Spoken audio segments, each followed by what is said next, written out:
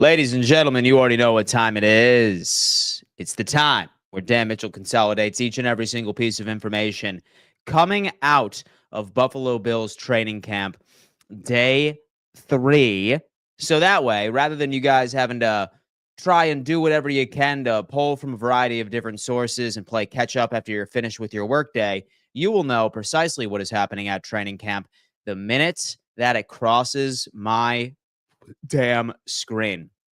Like right as people start to get in here, welcome to the show. My name is Dan Mitchell. I typically stream twice a day, Monday through Friday, and that typically begins at 10 a.m. EST. But since it's training camp, we are in for the long haul today. The Buffalo Bills are setting up for day 3 of training camp. I would imagine that Bobby Babich is set to take the stage here in about 15 to 20 minutes. So it's going to be a good day. It's going to be a great day, man. First day was defense ended up making a massive impact. Offense ultimately ended up having their vengeance on day 2. What are the storylines going to be day 3 of the Buffalo Bills training camp? Let's lock it in. All right, we have Chris coming in, showing me a little love. Good morning, Bills Mafia. Chris, how are you, man? Hope you're doing well. Go Bills, Bills Glazer. Sean, what up, my boy? Hope all is well. Mikey is coming in this way. Bap is saying, Bap, there is no way you can watch it unless you are there in person.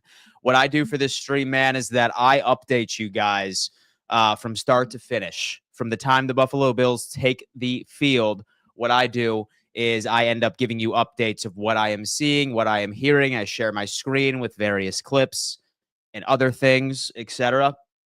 So say, for example, that you would like to treat me as a radio station while you work all day and you just want to be plugged in with the Buffalo Bills and you don't want to wait until the end of the day to figure out what happened.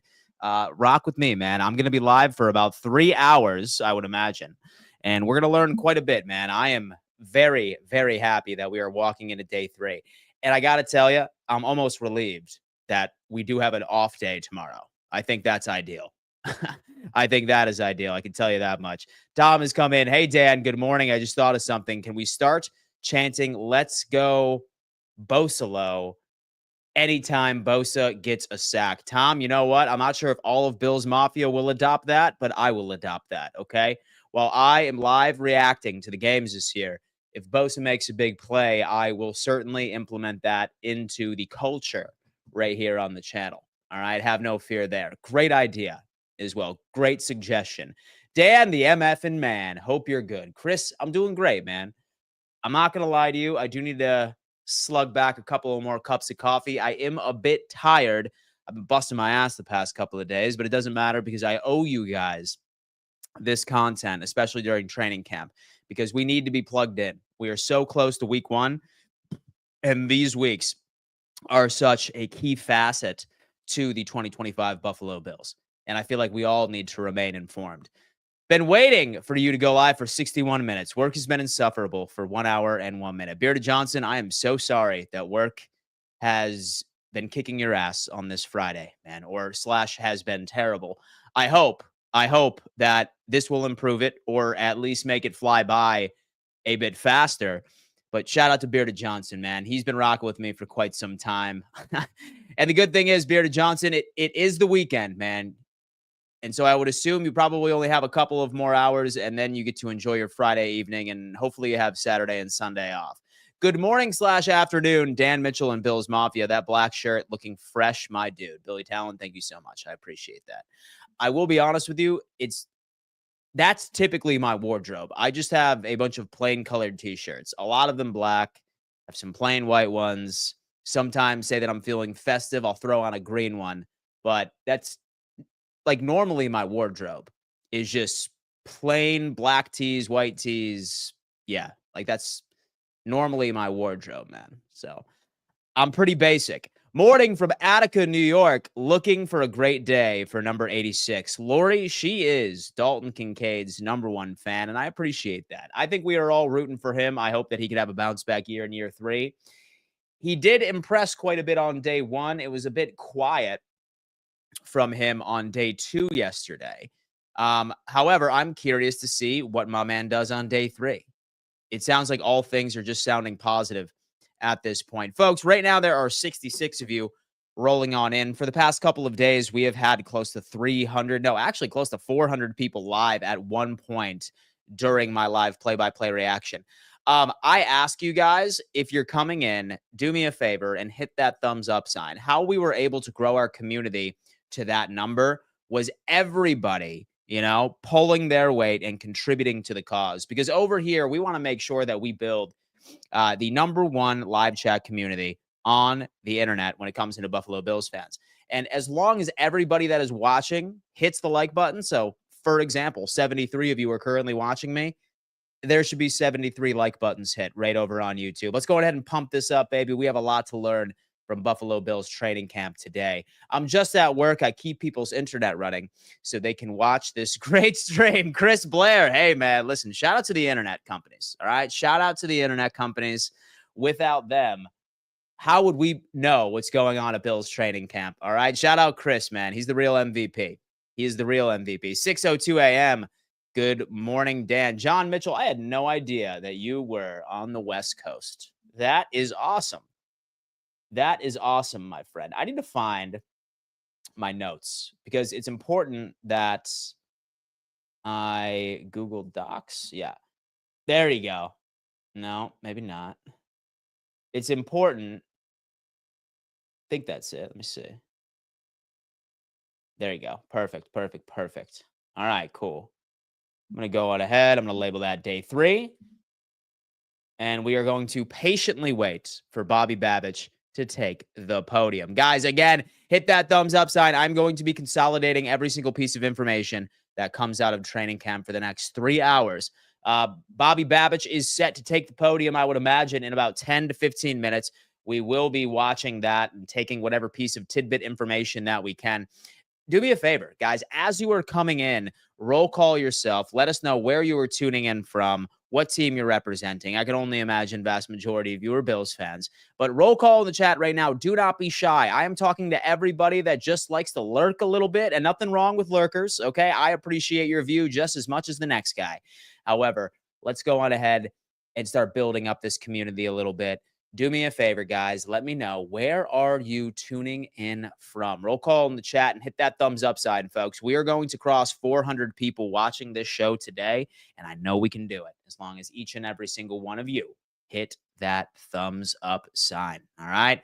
Roll call in the chat, man. Let's see what's going on. Let's see what is going on with everybody. Rachel's in the chat. Let's go. Okay, we have 10:30 in Australia. Drea is in the chat. We have Singapore. That is cool. Rachel is not from Singapore, at least based off of the response I just saw right here. We have Lackawanna, New York. Commercial break broke what you said to me, Dan. John Mitchell. I said, I had no idea you were on the West Coast, my friend. El Paso, Texas. Always here, Dano. Hector's always here, man. He's always here. He's always loving the show, and I can appreciate that. South Buffalo, Beth, what is going on? Hope you are doing well. Jacksonville, Florida. That's what I'm talking about. Chattanooga, Ontario, Canada. Port Orange, Florida. Jim, how you doing, man? We have Iowa in the building. Mikey, hope all is well. Cheektowaga, New York. Toronto, Canada. Go Bills. Depew, Hamburg. Bridgeport, New York. Angola, New York. Go Bills. Currently in Bolivar, New York. We have Oregon. Oh, man, we got Oregon in the chat right now, man. That is beautiful. Get me riding the Curtis Samuel train. I am glad that I am recruiting. I have been spreading propaganda about Curtis Samuel for the past 2 years. I hope it pays its dividends in 2025. Tampa is in the chat. Robert, Arkansas, go Bills. Robert, hope all is well, my friend. Hope all is well. So I'm also assuming you must be a Razorbacks fan as well. And so I'm a big SEC football guy. Rochester, New York is in the chat. We have Goldendale, Washington. Buffalo, born here in Columbia, South Carolina. Mitchell Green, I'm assuming you were a student at USC. Let me know. All right. We have Gloverville, New York. Sup, Dan. Shane, what is up, man? Fun fact, my brother's wife is from that town, as a matter of fact. My sister-in-law, as a matter of fact. So my brother's wife is from that town. Let me know. Bills Mafia, Montvale, New Jersey. Roanoke, Virginia, big Bills fan here. I will watch the replay because bedtime for me. Listen, man, I totally get it. You get some shut-eye and just tap back in with us when you wake up, because I imagine we're going to be learning quite a bit. Bo Nix country here in Rochester, New York, San Antonio, Texas. Keep up the great work, Dan. Kevin, you're the man. Youngstown, Ohio is in the chat. Hartford, Connecticut, getting ready to run out onto the field at St. John Fisher. Khalil Shakir, let us know how you do, baby. Yo, let us know how you do. Go Bills at work in Connecticut. Halifax, Nova Scotia, Guadalajara, Mexico. Virginia, I'm ready for the Bills and the Hokies. South Florida, go Bills, 302. Hellaware. Let's go. Let's talk about that, man. Ready to see Samuel make some acrobatic catches. It sounds like that Bearded Johnson has bought in on my Curtis Samuel propaganda, and that makes me happy. I really want this guy to work out. I was so high on him last year, and I'm telling myself why he didn't live up to my expectations was due to the toe injury. We're going to have to see. We're going to have to see, man. North of D.C., go Bills, go Buckeyes. Nah, 60-year-old guys enjoying the sun. Hey, Mitchell Crane, I get it, man. Listen, South Carolina, I lived in Myrtle Beach for quite some time, man. I was born in Buffalo, and then I moved to Myrtle when I was 13, and I lived there for the most part right outside of a couple of side quests until I was about 29 years old. Fun fact. South Buffalo, go Bills. Dan, Samuel balling out this year, isn't he? Yes, he is. Man, listen, I am getting a lot of people on this train, and I am not upset about it. Love this squad this season. Our D looks great on paper. I got the signed Keon helmet I won from you hanging high at my place. Go Bills. Mikey, dude, fantastic. Fun fact, guys. I do love doing giveaways on my socials. Last year, I gave away a shit ton of things, man. I gave a signed Keon helmet away. I gave like a Dalton Kincaid signed something. I gave away a bunch of signed jerseys, a few helmets I gave away. I'm doing the exact same thing this year, so stay tuned for that.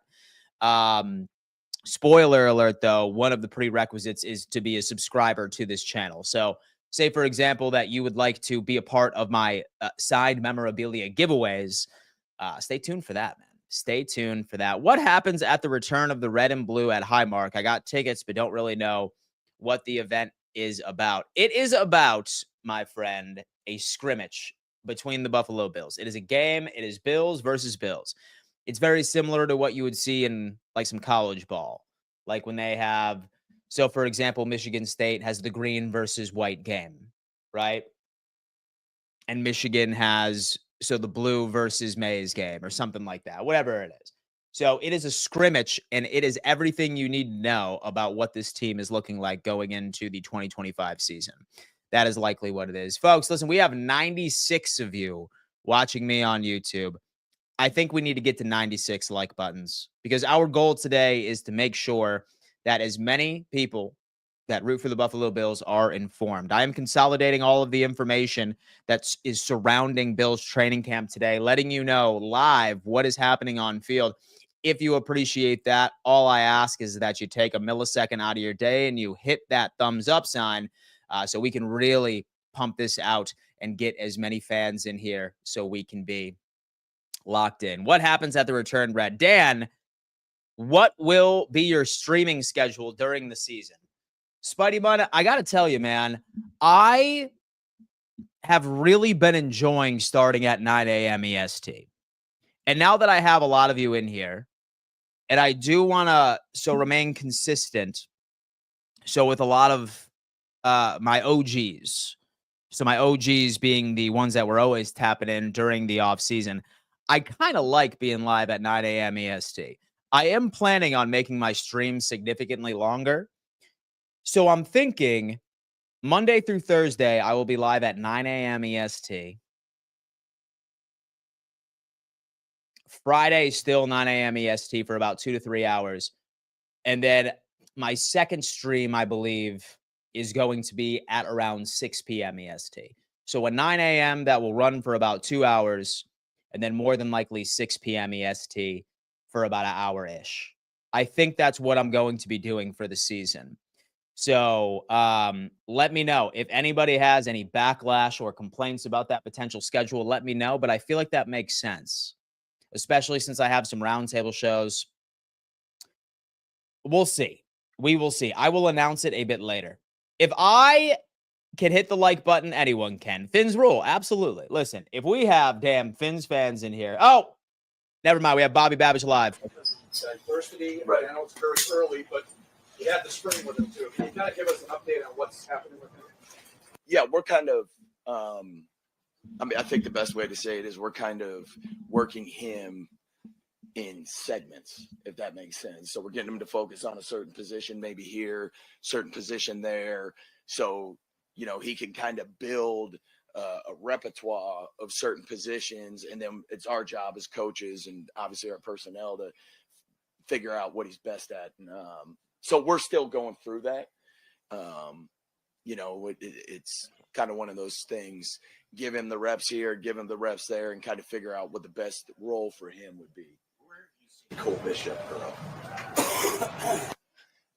It's funny. I was just having this conversation. I think, I have 2 high schoolers, and I think the youth nowadays that I'm noticing, whether it's people could say I'm wrong, whatever it may be, is that I think the generation we live in, there's a lot of anxiety. And that's not a bad thing because you want to perform, right? Where there's social media, there's all these things that are there. Like when I was coming up, they weren't there. You didn't have to worry about that type of stuff. So I think his level of anxiety in the way of performance, he knows he's a second-round pick. He knows he's talented. He knows what expectations are. Although we deem his expectations, we make sure we temper those.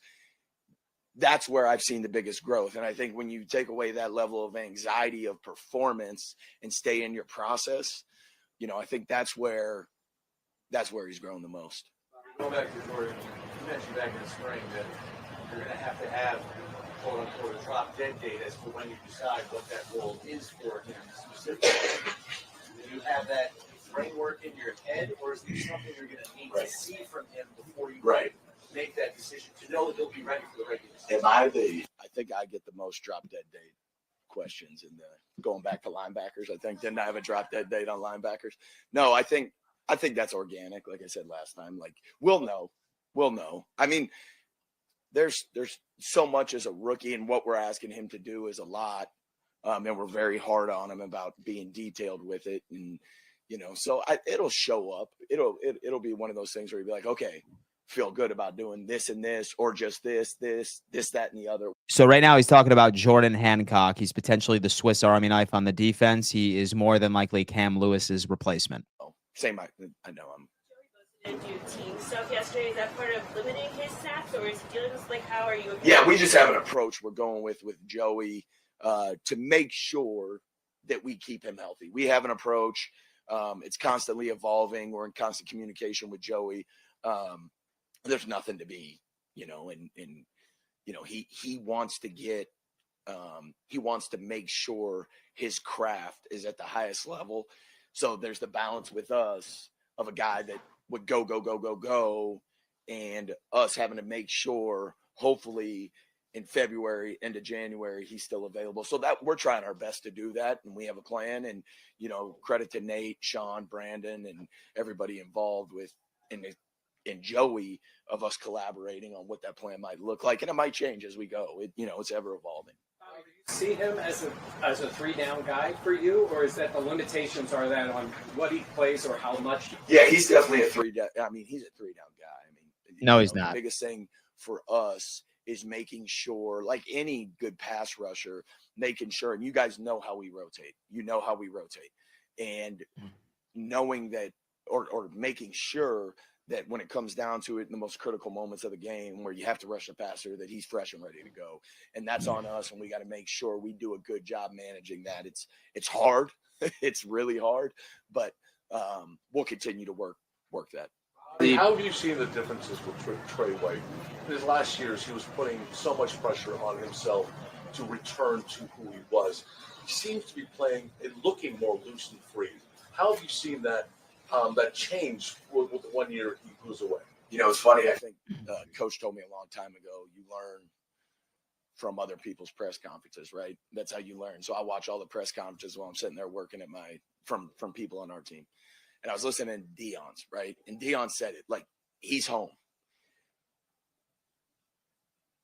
Dion talked about it yesterday, that this is a special place. And it's very unique when guys come back here, how free they are. And that's a credit to the people that have built this culture.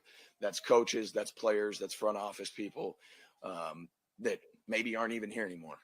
And with Trey, you just saw when he walked in the building, you just saw when he came out for the first practice through that tunnel the other day, you know, the appreciation that the people of Western New York and Bills Mafia have for him and what he's done for this organization, what he's done for me, you know, when I wasn't even necessarily his coach. And on a personal level, you know how hard he works. You know what he puts into this. You guys probably see it. I mean, and those type of things have been here even when he was gone. The things that he instilled here amongst specifically that corner group, they were still happening through CB, through some other guys. And the biggest joy I had was yesterday when I said to him, he was over at practice. He walked over by me and we were in a team period. And he said, I said, how do you feel? And he goes, it feels good to have some legs. Feels good to have some legs. So I know mentally he's in the right place. I don't mean to go on a long dissertation, but I think he deserves it. And I'm really happy for him. That's the one thing that was holding him back, his legs, because he was coming off the injuries. So, I mean, how have you seen his outlook change? Just not he had an off season. Yeah. He finally had an off season for 2 years. He finally had an off season. I think that brings a lot of confidence in moving forward for him. With Trey, obviously we know he's older than he was when he first came in, was an all-pro. Where do you see that compared to maybe the first? Trey's on a mission right now. Trey's on a mission.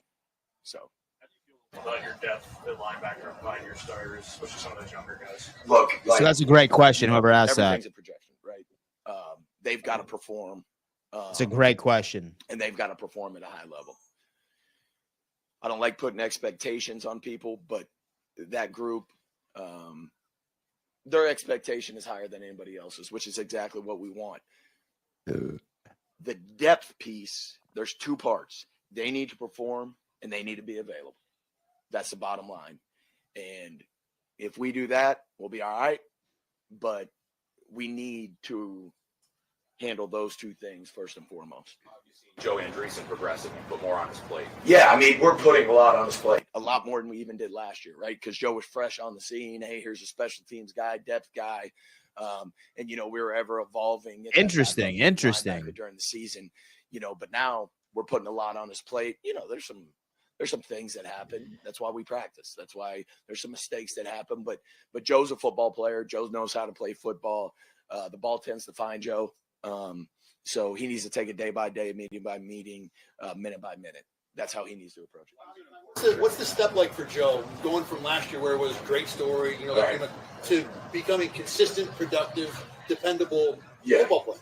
Yeah, I mean, that's the journey of everybody, right? I know it's unique because he's from Western New York. And, you know, I think we used to joke around. There was a billboard if you went on the 190, right? There's a bill M&T or something like that. Like, okay, Buffalo Joe, but it's not Buffalo Joe anymore. It's Joe Andreessen, the NFL football player. And, you know, every year, the greatest football players that I've been around, they feel like they need to prove they belong in the NFL, you know, and the all pros that we've go, Justin. That's their mentality. And that needs to be his mentality. So shout out to Justin. He's actually one of our writers over at Roundtable Sports. Shout out to Justin. He's on the way to training camp.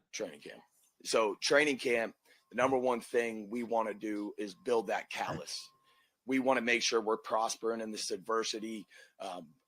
This is hard. Training camp is hard. We're going to make it hard. And we've got to build that callus through training camp. Secondly, we've got to build our defense. We've got to build our defense. And that's not only in who we're going to be. I tell them every year, past performance has no indication on current performance and anything we do in the future. So, you know, we need to build our defense. And that's not only on the field, that's collectively at the personal level. We could say as much as we want as coaches, but they need to build that. They need to get to know each other. They need to spend time together. And you've heard a lot of our guys talk about that. And then thirdly, individually, they need to carve their roles out. They need to carve their roles out and prove they belong on this team. to help this team achieve our ultimate goal. What have you learned about TJ Sanders? TJ's a personality, that's for sure. The biggest thing is, you know, you go into an evaluation, specifically talking about college guys, and, you know, you hope that nothing's ever 100%. You hope the evaluation you've made as far as their talent and their ability to affect the game is correct, right? And I believe so far that he's shown that that talent is there. There's a lot of refinement that needs to happen, but he fits the Bills culture. You know, he's a rookie. There's things where I got to make sure he understands he's a rookie, but he's shown that he fits the Bills culture and he wants to be a part of the solution. Maxwell Harrison, so far the first few days, day one, you had the pass breakup. You were pretty fired up about that. Yeah. We're not going to ride the roller coaster, but day one, pretty good. Day two, we got a lot of improvement to make. But the great thing is we got practice today, and we need to see those improvements. But no, Max is intentional about, you know, what he wants to be and what he wants to do to help this team win. And the biggest thing with those guys, and you get into this with the young guys specifically, is do not think ahead. You have literally got to be in that second of the day. You try to think ahead, you try to think behind in training camp, it's going to bury you. There's too much going on up here for that to happen. You've got to be minute by minute, hour by hour, meeting by meeting, practice by practice. And I could go on day by day, but you have got to stay. And Sean talked about it today. You've got to be present. You have to be present right now. About not letting rookies ride the roller coaster over your time of not getting too high and maybe not beating them up too much when they're down? Yeah, I think Terrel Bernard has said it when he was a rookie, how I kind of handle rookies.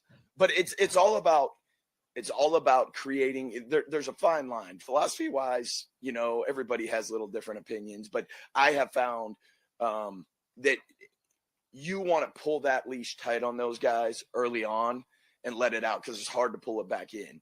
So it's not that you're treating them different. It's you're creating, I think I've said it before, that urgency for them on how critical everything is here. You know, in college, they're the best players. So it's, hey, I can get away. Maybe this practice, I could pull back a little bit. No. Practice, we treat like games. You know, so it's all those little, you know, how urgent you are in making. I love that energy. How urgent you are in understanding the details of those type of things. So, you know, it's just as far as rookies go, but then there's the fine line of making sure they understand that they belong here and we believe in you. You know what I mean? So I don't know if I answered your question, but. I know it's early. Are there any names of guys who are standing out to you that you've been impressed by who maybe don't get the credit in the media that they probably should? No, I mean, I don't.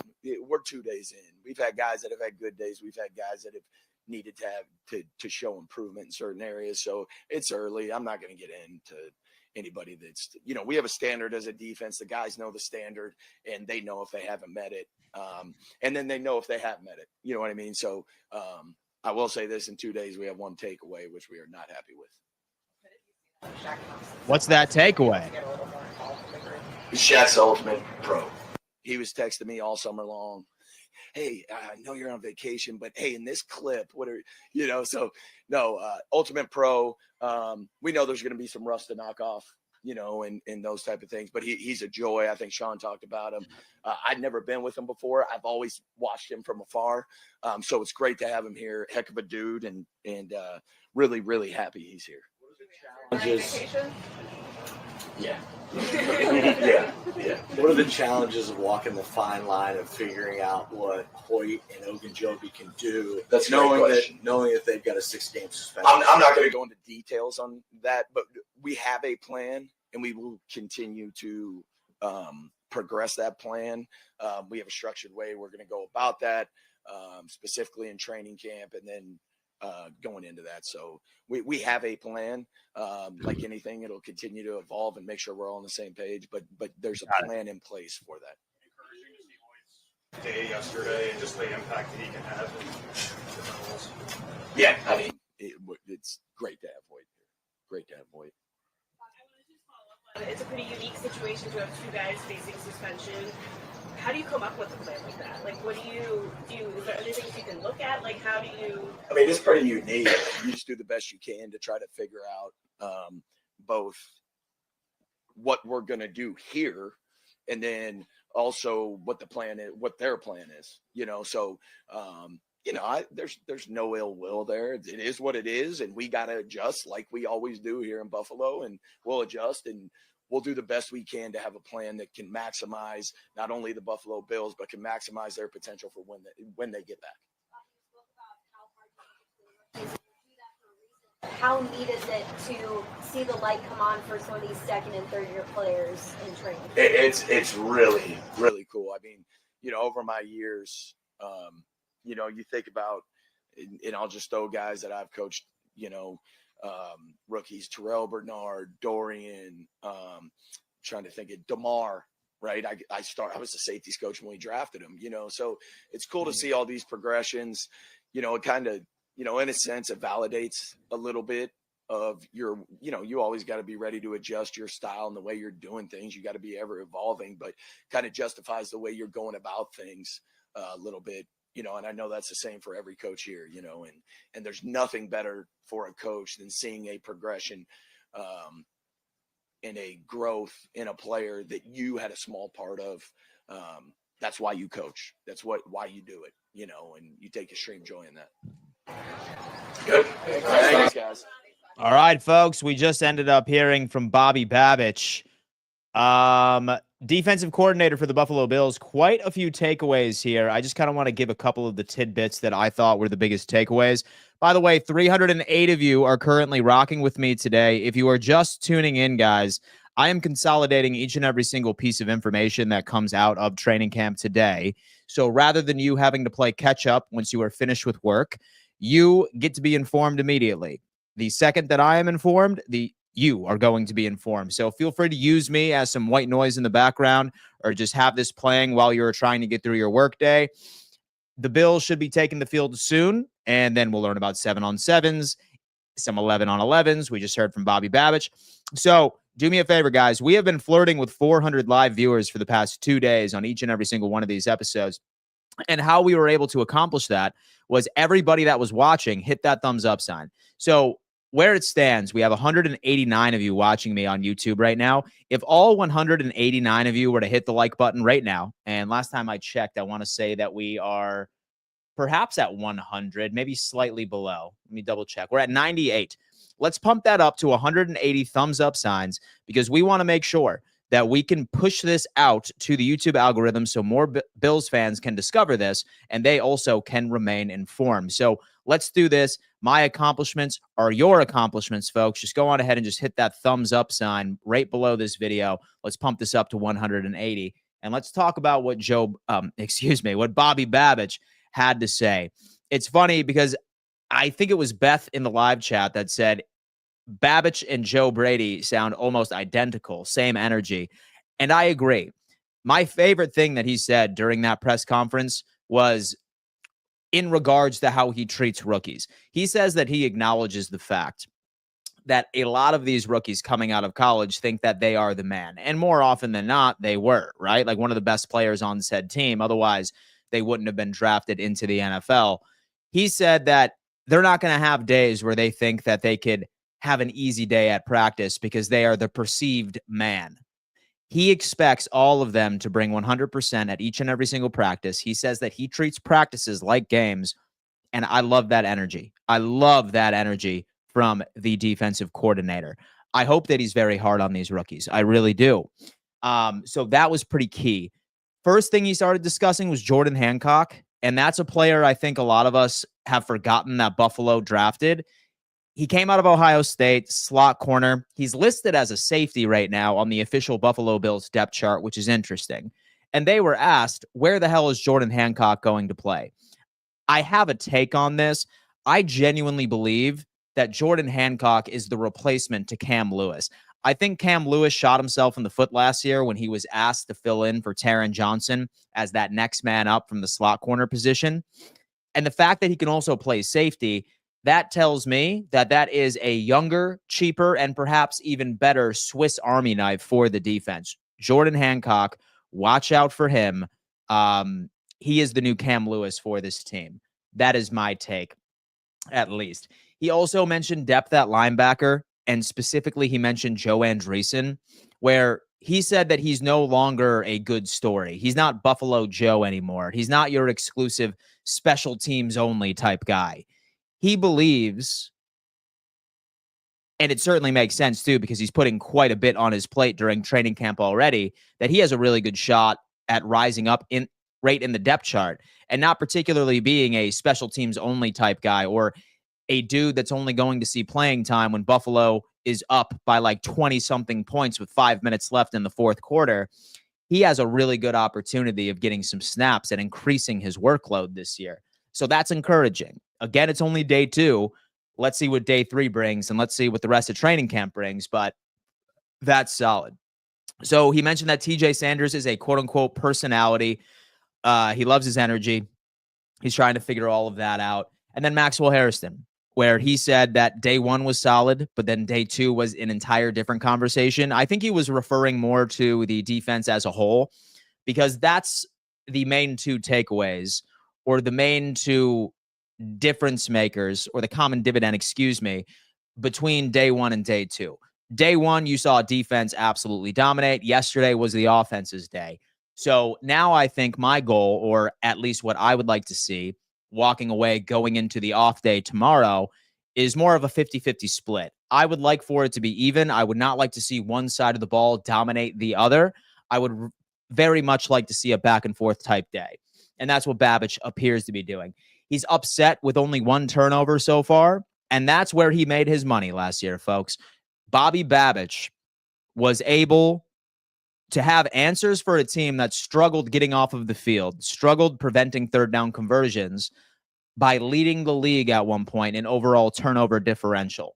So I am not surprised in the slightest that he is a bit upset when it comes into a limited amount of turnover so far in camp. So is that a sign of what is happening today? Let's find out.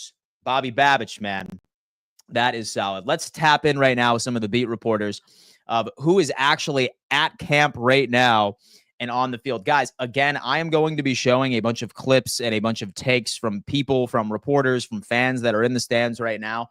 So I highly recommend that you go and follow all of these guys on Twitter. Of course, let them know that I sent you. I like to be able to give you guys this information, but at the exact same time, I do like to sort of put these guys on and make sure that I make those introductions for all of you that are so desperate for Bills content at any given point during the year. All right, look at that. Skull session for Javon Solomon, and this is per Alex Brasky. As defensive assistant Ryan Nielsen provides some tips, Bills edge rusher should have increased opportunity with edge Michael Hoyt suspended for the first 6 games. I got to tell you what, man. Solomon was my draft crush 2 years ago. He led all of college football in sacks, and granted, he went to Troy University. So I suppose you can take that with a grain of salt. Many are saying that he's undersized, but I was a big fan of him coming out of college, and I've always had a sheer amount of optimism that this guy can make plays for this team. So I'm curious to see how his camp goes. Again, we're not going to know anything until pads go on, because the first couple of days are non-padded practices. And say that you're trying to come away with any takeaways in the trenches, I'm sorry, it's not going to happen. However, Solomon, I think we should go on ahead and keep an eye on this guy. As we have the MVP of the league strolling into practice as we speak. And ironically enough, folks, we are also looking right here at a potential quarterback 2 competition. Yesterday, we were talking about how Mike White and Mitch Trubisky probably have the sneakiest battle in all of camp. And it's not even particularly because I believe that Mike White is better than Mitchell Trubisky. It's to a point that Mitch Trubisky is very expensive. He's right around $3.3 million in cap, or a cap hit going into 2025, where Mike White is more 1.1. So yesterday, I made the take of saying Mike White doesn't need to be significantly better than Mitch Trubisky. He doesn't even need to be equal to Mitchell Trubisky. He just needs to be not significantly worse. If Mike White is slightly worse than Mitchell Trubisky at camp, I think Mike White gets the job exclusively because of finances. That's my hot take. That is my hot take of where we are. Okay. So that's where we're at. We have new Bills not practicing today, Friday, guys. We have defensive end AJ Epinesa. He is out. And my boy also punched somebody in the face yesterday, by the way. I love it. It's adrenaline and brothers fight. Let's be real. You have Dorian Williams calf. He was out. And then David White Jr., personal. He was excused. We have Cole Bishop walking onto the field. And the Trey White comeback story would be a true Cinderella story. We have AJ Cebulski romanticizing some depth pieces. I love it. I love it, man. Listen, that's what training camp is all about. 218 of you are in here right now, guys. We haven't had an opportunity of doing a roll call in quite some time since the beginning. So do it right now, guys. Do not be shy. I'm talking to all the lurkers in the chat too. If you haven't and you're being shy, don't be. Let us know where you're tuning in from in the chat. I'm curious to see how far Bills Mafia truly extends. While we're waiting for some things happening at practice, guys, I do need to give a giant shout out to today's proud partner, and that just so happens to be William Matar. Folks, if you are ever hurt in a car, you got to call William Matar, #1 car accident attorney in the state of New York. I would never wish a car accident on my worst enemy, but unfortunately, that is the cruel reality of this world. It happens. So if you ever find yourself on the receiving end of one of these, you cannot look any further. And the man you need to call is staring right at the face on my screen. William Matar. Shout out to William for being a proud partner of this channel all season long. William Matar, you're the man. All right, guys. Where is everybody tuning in from? Let's talk a little business here. South Buffalo is in the chat. Beth B, that's what I'm talking about. Ventura, California, go Bills. We have Arizona, Port Byron, New York Central, Pennsylvania. Seattle is in the building. Fairport, New York. Cheek Dawaga is in the chat. Cheek Vegas, baby. I like that. I like it, baby. South Dakota in the chat. I'm actually excited for the defense. I am from Toronto. You and I both. Great take on Solomon. Flash at times last season. I mean, look, dude, all I can be is optimistic, and there's no way that I can confirm that his production in college will follow into the NFL, but I think rest be assured he is going to have his opportunity. So let's see. Glendale, Arizona, Erie, Pennsylvania, Seattle, Washington, Greenville, South Carolina. That is a beautiful, beautiful part of the country, man. I love Greenville, South Carolina. I have quite a few friends there as well. I missed Bobby's interview this morning. Was there anything important? Drew, I'd say the biggest takeaways was he's still trying to figure out a place for Jordan Hancock. He's like your Swiss Army knife. I think he's going to be Cam Lewis's replacement. He said that he's trying to make sure Max Harrison doesn't ride the roller coaster of highs and lows. He's trying to keep him locked in mentally. He said he had a good first day, a bad second day. He said he wants the defense to get a bit more turnovers. There has only been 1 turnover so far in camp. He wants to improve that. And then was also talking about his plan for the 2 interior defensive linemen, Hoyt and then also Ogunjobi, what the plan is for them as they are suspended for 6 games. And he gave us just a bunch of coaches speak. So he really didn't answer anything. Alpharetta, Georgia is in the chat. Greg, that's beautiful too. I love Alpharetta. Arizona, go Bills. Nova Scotia, Buffalo, New York. We have Atlanta in the building. Tuning in from the offices of William Matar, Joe Riss. He's having a consultation from William Matar right now. North Korea is in the chat. Holy shit. Anyway, Dan, let's bring back the troll toll. No trolls are allowed until live play-by-play reactions. Amherst, New York, Portland, Oregon, Valley of the Sun, G-Men from Atlanta, Lions, New York, Batavia, New York, fins up. Oh, that's my guy right there.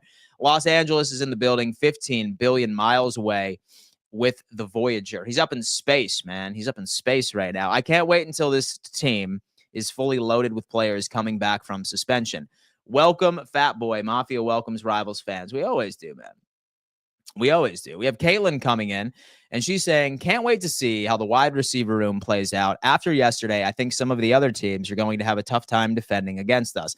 It helps that no receiver or no pass-catching weapon is ever going to have the reputation of being Josh Allen's favorite target. That's a strength. That is a strength for us. It really is. Your ex's bedroom. Good luck, my friend. Good luck, my friend. Joey Gonzalez. Dan, I think our biggest frustration with the defense last year was 3rd down. We just couldn't get off of the field. 27th in the league for preventing third down conversions. That is a pass rushing stat, ladies and gents. Now, one would assume that all of the depth moves that we made this offseason should fix it, but here we are. Brad Robbins, man. Brad Robbins, the new officially unofficial punter for the Buffalo Bills. I thought that Kamara was going to make it because Brad Robbins, folks, he's not very good. I'm sorry. He is not very good. Thank God the Buffalo Bills don't punt too often. That is going to be good. We have Tony in here. Dude, that is strike 2 for you. If you come in here and act like a 15-year-old one more time, you're gone. You're gone, man. I do not babysit on this channel. I do not deal with children. So I'm fine with you chilling with us right in the live chat. But if you continue to say nonsense like that, I'm going to have to discipline you like your parents should have. Mitch is god-awful, Dan. He is. Q has come in saying, any news on how Keon's doing today? Heard the struggles from previous days. Hope he is gone. Mods, do me a favor and get rid of this kid. Get rid of this kid, please. Thank you so much. D, hey, Dan, a Giants fan here. How you feel about your team chances to make it to the Super Bowl? I mean, if there's any season to do it, it's got to be this one, right? Like, we have a favorable schedule, a very favorable schedule. We have quality depth in all of the right places. In all of the weak spots we had from a depth roster perspective, we have improved all of that. So let's make that happen. We have Joe Rich. Is Christian Wilkins getting that money? I don't know where Wilkins is going to go. I saw a couple of Bills fans entertain it. For me, I think that there's a lot of red flags here. He ended up getting released, and they're attempting to void his guaranteed money because he didn't take his rehab seriously. Like, we ended up seeing a video of him just 3 days ago of him like fucking around, like while he should have been rehabbing. He elected not to go with an additional surgery. So that tells me that he's not a serious player, and that's not somebody that would fit in with the culture. Like, would I be upset, say that we signed him? I mean, yeah, but like, how many defensive linemen do we want to have entering the season on the IR? Like, when is he going to come back, right? Like, what is his rehab going to look like? I am going to pass because how he handled his rehab, it's more of a personality issue in my eyes. It's more of a personality issue. So we can lock in here. Tony, get out of here with that hoping for injuries. We have Anthony has come in. Punting and the holding of place kicks is my biggest concern with punter. From what I understand, and this was actually a topic we didn't get to like really discuss yesterday, Bass was like 6 for 6. And I think day one, he was like 7 for 7. So he hasn't missed a field goal yet. So it sounds like Robbins is actually pretty good. And granted, it is a small sample size. It's definitely a small sample size, but for the most part, with Bass is batting 1,000 right now when it comes into Brad Robbins being his holder. And Mike, thank you so much, man. I appreciate that. Thank you. Was doing it as you were speaking it. Thank you, Mike Gray, and I appreciate that. You and I are always on the same page.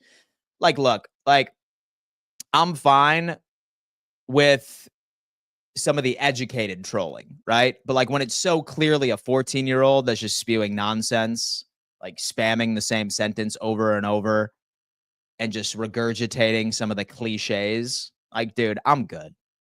Like, what I'm trying to do is I'm trying to make sure that I could have one of the best environments to like chill and talk ball. I love opposing fan bases coming into this show. I really do, right? I'm even fine if they talk a little shit about the Buffalo Bills. That's great. Or like throw some digs here and there, but like, just be mindful with it. Like, don't be annoying. Like, don't like make each and every single statement like 7 times in a row. Like, who is actually good is Joe Rist. He's actually good. Like, he just ends up throwing in a dig like once an episode, but then afterwards, like, he just talks ball and he just chills, right? Like, I'm fine with that. Finn's rule, I don't think Allen likes Wilkins. I won't go into detail. It's because Wilkins is a glizzy grabber, all right? Wilkins loved to grab our quarterback's nuts for the past couple of times we've seen it. We have Trey White, man, right here. Trey White with that immaculate hat vibe, he is going to be Hard Knocks' favorite. I can promise you that much. 234 of you rocking with me right now. Guys, again, in case you're just joining, I am consolidating each and every single piece of information that is coming out of Bills camp. So for those of you that aren't lucky enough to be there in person and you don't want to wait until the end of the day to pull a bunch of different pieces of information from a million different sources, I am telling you what is happening as I learn it. So say, for example, that you just wanted to use me as a radio station while you work, right? Or use me as some background noise. I highly recommend you stick around. All I ask is that you just do me a favor and you hit that thumbs up sign, because we are always so close to 400 live viewers each and every single day. And how we do that, it is a collective effort. Out of, let me see what we got going on. 236 of you are watching on YouTube right now. 141 of you have hit that thumbs up sign. Guys, let's get it up to 230 like buttons smashed. All right. It takes less than half a second. As we know, we are building a really cool community of like-minded individuals that love to talk football over here. So just hit that thumbs up sign for me, man. Let's talk a little money. Dan, you missed Carl's super chat. Thank you so much. Carl, my guy, dude. Thank you so much, man. I am sorry. Sometimes I get on or get in the zone, and here I am. Morning, Dan. Who's the player showing out in camp so far? I am excited about the reports on Deon Walker. Deon may be just what the defensive line piece that we need.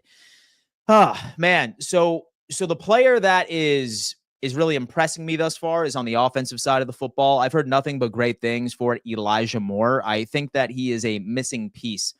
He is a skill set this wide receiver room has been missing. Very high on Curtis Samuel, as many of you know. On the defensive side of the football, I did like that one play from Maxwell Harrison, but I want to see more consistent production from him. As far as Deon Walker, I am tapering my expectations for this, Carl. So you look at the guy and you see the size and you say, okay, he's the man. But unfortunately, when it comes into the tape in college, you can tell that he still needs to develop. I don't trust him to fill in for Daquan Jones, for example, quite yet. I think that he needs to spend a little bit of time with our defensive line coach, with Bobby Babich, for a year, right before I'm comfortable with him getting any sort of meaningful snaps. Last year, it was quote-unquote due to his back injury, as into why he had a slide down in production. So I think that he needs to stay in the weight room. And I do think that he's more than likely going to make this roster, but he's probably going to be a healthy scratch almost every single game, especially once Larry Ogunjobi comes back. That's my take on it. I'm optimistic, but he's a player that I genuinely believe needs a little bit more time to develop. I'd be happy if I was wrong, but hey, what can you do? We have Ty Johnson setting the tone, best RB3 in the damn league. That is crazy. I never liked Wilkins as a Dolphin because he was focused on a different type of sack. Look at that. Exactly. His sack focus was elsewhere and not on the right sack. Towanda, Pennsylvania checking in. Let's go, Buffalo. Derek, hope all is well, my friend. Good morning, Dan. Ovid, New York. Oh, man, I love that. I'm glad you guys are here. Listening at work. Great listen, Dan. Ryan, thank you so much, man. I hope you enjoy your Friday. Don't worry, you were only a couple of hours out away from your weekend, my friend. We have Bearded Johnson is coming saying, Trey White's iconic flipping through the papers that got blown by the wind onto the field that innocently handed them to the ref. That was the moment where I fell in love with the character of that corner, man. He's hysterical. Fasten your seatbelts too, because I feel like we haven't even seen the half of it. Once we see it spelled out on Hard Knocks, a lot of people are about to be happy. Let's go that way right here. All right, guys. So I imagine all of these players are hitting the field right now. We have an injury update where AJ Epinesa and Dorian Williams have been added to the injury report. Still the same guys that are featured on the non-football injury list and the PUP list have Spencer Brown. And we saw yesterday that they were really giving Tylen Grable and Ryan Vandermark a lot of reps with the first team offensive line. I'm very high on Tylen Grable. I think that he could be a key piece to this team a couple of years down the road. We drafted him last year. He suffered an injury. He's a good player. He's a really good swing tackle. Caleb has come in saying, you put on a hell of a podcast. Thank you, man. Caleb, I appreciate that, man. I appreciate that, brother. Thank you so much for that $5 donation. I just try to do my thing, man. I try to keep you guys entertained as much as humanly possible. And I got to tell you, it's very easy now, like nowadays, because there's so much going on. Like during the off season, I was sitting there pulling topics out of my ass. And I got to tell you, for those of you that stuck with me all off season as well and tuned in daily, man, y'all love football. Y'all love football. For those of you that tuned in into my off season content, good God. I'm just glad that I'm away from speculation season. And now we can actually discuss things that are relevant. Elijah Moore is a fourth wide receiver on a bad team. LOL. Mahomes wants to see his son. So Elijah Moore has had an interesting roster of quarterbacks throwing him the football. You had Zach Wilson, you had Tim Boyle, you had the ghost of Deshaun Watson, you had a carousel of other Browns quarterbacks. His intangibles are still there. Very fast. He runs a 4.3. He's a great route runner. And to be honest with you, when it comes into off-target throws, I think that this guy just never really had or has always had the short straw or the short end of the stick. I'm very intrigued to see how he mixes in with Josh Allen this year. I'm very optimistic on Elijah Moore and Josh Palmer because quite frankly, man, that's the type of quarterback that Josh Allen is. Did we ever find out what happened with Williams? We have Jeremy coming in. I could guarantee you that this is the same mouth-breathing 13-year-old that was in here earlier. Mike, do me a favor. Get rid of this guy. Thank you so much. Get rid of this guy, Mike, right over here. I'm not dealing with mouth-breathing 13-year-olds in here. That's parents did not discipline them as a kid. So my good friend Jeremy, if you want to come back, we're going to ban you for about 24 hours. Say, for example, that you want to, grow up, then you're more than welcome to come back. I am not going to babysit you, my friend. William is coming in. What's up with Cook? Is he in camp, and are they going to get a deal done? William is coming with a great question. Yes, he is in camp. Yes, he is participating. He has mentioned on his pressers recently that he's very happy about the situation, right? He's very happy. Well, he's not particularly happy. He acknowledged that he was there because he didn't want to get fined. He acknowledged that this was his job. He wants to be there for his teammates.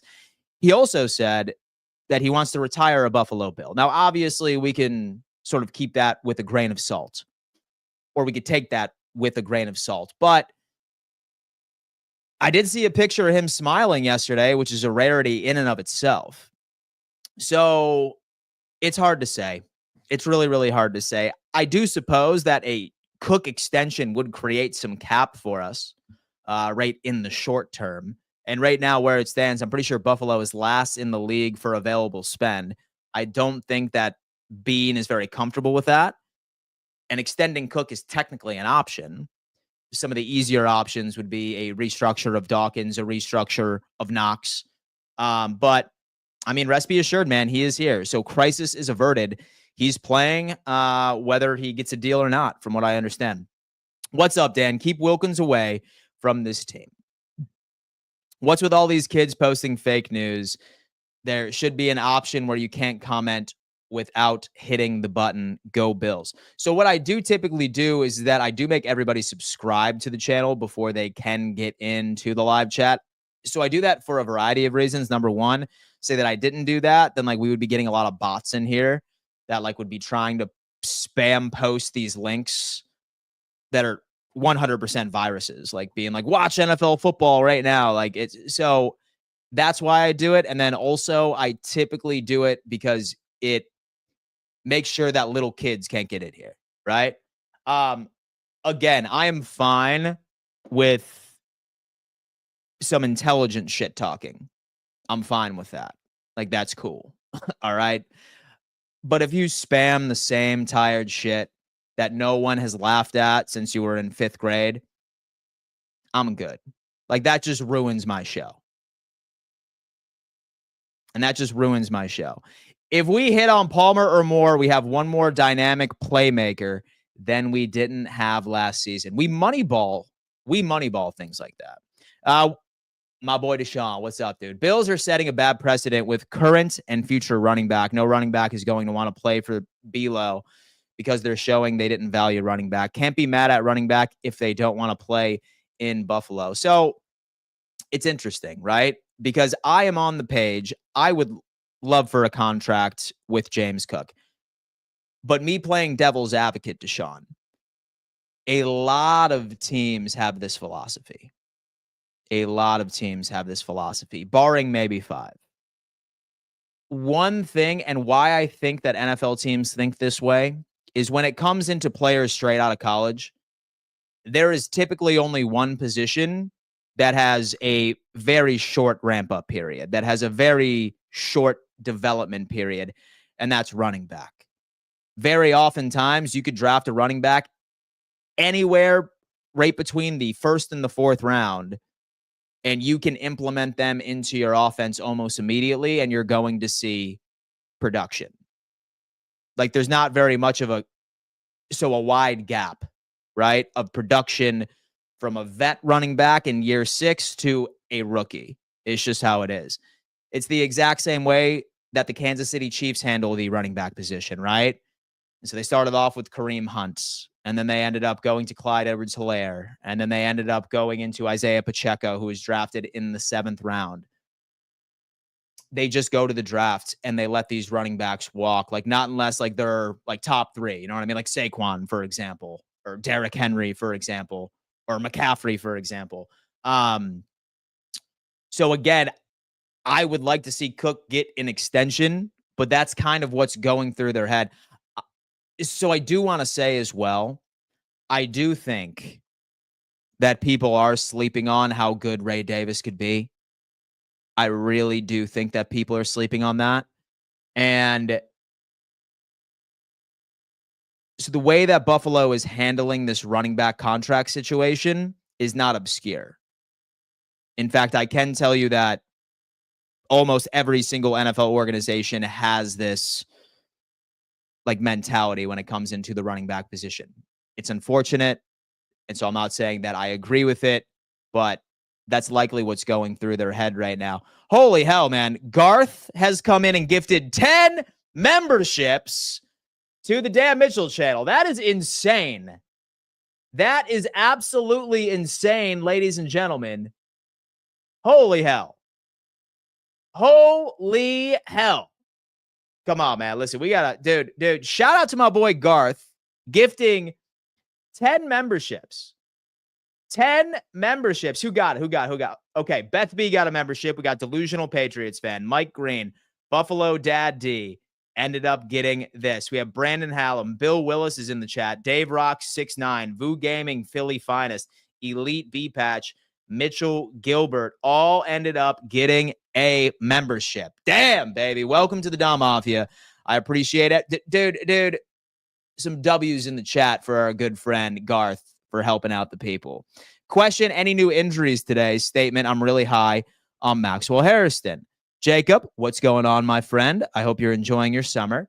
So we have Dorian Williams and AJ Epinesa have been added to the injury report. They are not participating today. And then the exact same guys that were added to the PUP list and also non-football injury list are still on the sidelines. So only 2 additions to this. Dude, shout out again to Garth, man. That is awesome. Garth, you are the man. I appreciate that, my dude. Thank you so much. You are indeed the man. Dan, my man, you always highlight my comment. I appreciate that acknowledgement. Love the show. Dude, for sure, man. Listen, why I love this channel so much is that I like to engage with you guys, right? And so I like to understand what's going on, like with Bills Mafia. And so I see so many shows out there where like they go on a live stream and they just ignore the chat like all day, like all day. You know what I mean? Like, I feel like they're missing out on some quality content. I love having conversations. I have a super conversational channel. So say, for example, anybody's new here, and likes this style, I highly recommend that you stick around. Monday through Friday, I am live on this channel. Monday through Thursday, twice a day. So say, for example, that you guys want to be a part of the family, man, I'm going to be doing streams like this all season long. In fact, all year long as well. I do not stop. So subscribe and join the family, man. We have a great community over here on the channel, and I appreciate that. Oh, no, I am a Finns fan, but when I watch TY play against us, he's looked so good. He is, man. He's solid. Have we heard any news about Palmer, a multi-year deal? Kind of hope to hear he's making some plays. So the only thing specifically that I heard from Palmer was him and Josh Allen were basically tied to the hip on day one. And then we saw an image of him and Sean McDermott spending quite a bit of time together. So strategically speaking, it sounds like Buffalo really wants to make him a focal point of this offense, and that's an assumption. I haven't heard any crazy play yet. I have heard his name included in a couple of players yesterday when we heard that the offense had a hell of a day, but nothing specifically. Nothing specifically. True story. I don't listen to the streams that ignore their chats. Beth B, thank you so much. What is the membership thing? Spidey Mun, what that gives you is a really cool badge as well. It's the join button below. And dude, listen. So I do my best to get to each and every single comment, but I'm always looking for member comments as well. So that almost, like, not virtually guarantees it, but I'm always looking for member comments. I try to prioritize those. So that's typically what the membership is. It looks like Hard Knocks are locked in on the wide receiver group so far on technical drills. Justin is in the building. Justin, please do us a favor. So he's a writer for us right now over at Roundtable Sports. Justin, if you notice anything, and guys, please look out for Justin in the chat for the remainder of the show. If you notice anything, please let us know. Please, please, please let us know. Dan, are you going to be live for camp on Sunday? Bob Burns. That's the goal, Bob. That is the goal, man. I am moving. So I got a house. So that's exciting, right? So I got a house. So this weekend, I'm going to be packing up quite a bit. And what's exciting is the fact that we are going to be having a brand new background, a brand new office, a brand new studio for you guys to enjoy once the season begins. So this weekend, we will be packing.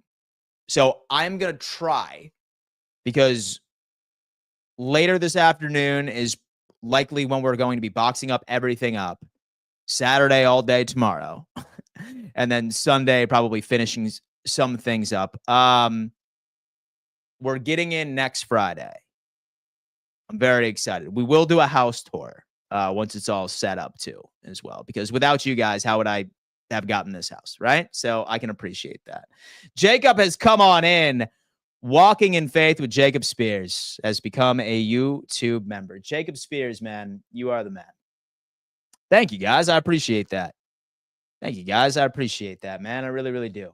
Deion Walker has a chance to make a real impact on the defensive line in year one. Look at that frame. Whew. Let's talk about it. Question, have you heard anything more about Landon Jackson? Was really excited about him getting drafted. Jonathan Myers, great question. I haven't heard anything specifically. I have heard that the coaches have a specific plan for him. They do want to develop the young man. Again, it's tough to draw any conclusions from anybody on the offensive or defensive line since there's no pads on right now. But once pads do go on, which I believe it's the 5th day of practice, and correct me if I'm wrong, it may be the 6th day. That's when we're going to finally start getting some answers on the offensive and the defensive line. I think that's where it's at. Dan, I am there with you, packing and moving as well. Gotta be in by the 1st.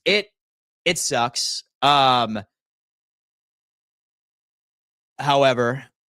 and so you got to do what you got to do, right? And so you got to do what you got to do. I got to load up the truck tonight, and then we're gonna grab one of those U-Hauls like next week too. And then we found this moving company that's going to help us out as well. Is Dan Mitchell upgrading in life? Yeah. Look at that, Mojo. Doing any keeper dynasty fantasy leagues this year, who would be your first overall pick? Woo, that's a good question. That's a really, really good question. First overall pick for dynasty. Who would be? Okay, hot take Brian Thomas Jr. Hot take Brian Thomas Jr.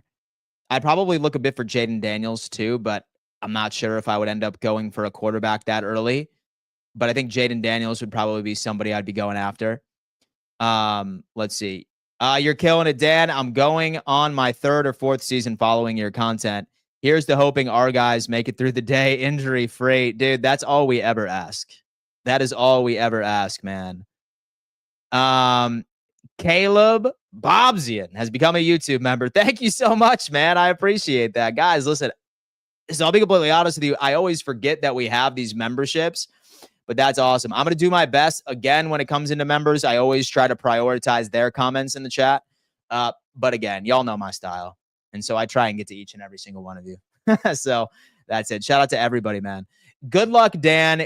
You seem like a good person. I always root for good people. Thank you so much, man. I appreciate that. I'm definitely not a perfect person. You know, none of us are. But indeed, I like to think I'm doing my best. You know what I mean? All right. It looks like that Laviska Shenault is doing some rehab work in the background. He's working through a right lower leg strain. I'll tell you what, man. Look at Laviska back there doing some high knees. He was my favorite to potentially win the kick returning battle. And I believe it was yesterday when we ended up hearing all of the names of players that were taking kick returns. He's still my favorite. I think it just depends on when he can come back. If his injury lingers for more than a week, I think we might just get rid of him. And we're just going to ride with Brandon Codrington once again. I think that that's the question. Another member, Mad Bros Gaming, has come in. Scoop Rods, what's happened so far today? 7s on 7 start. 7 on 7s haven't started specifically.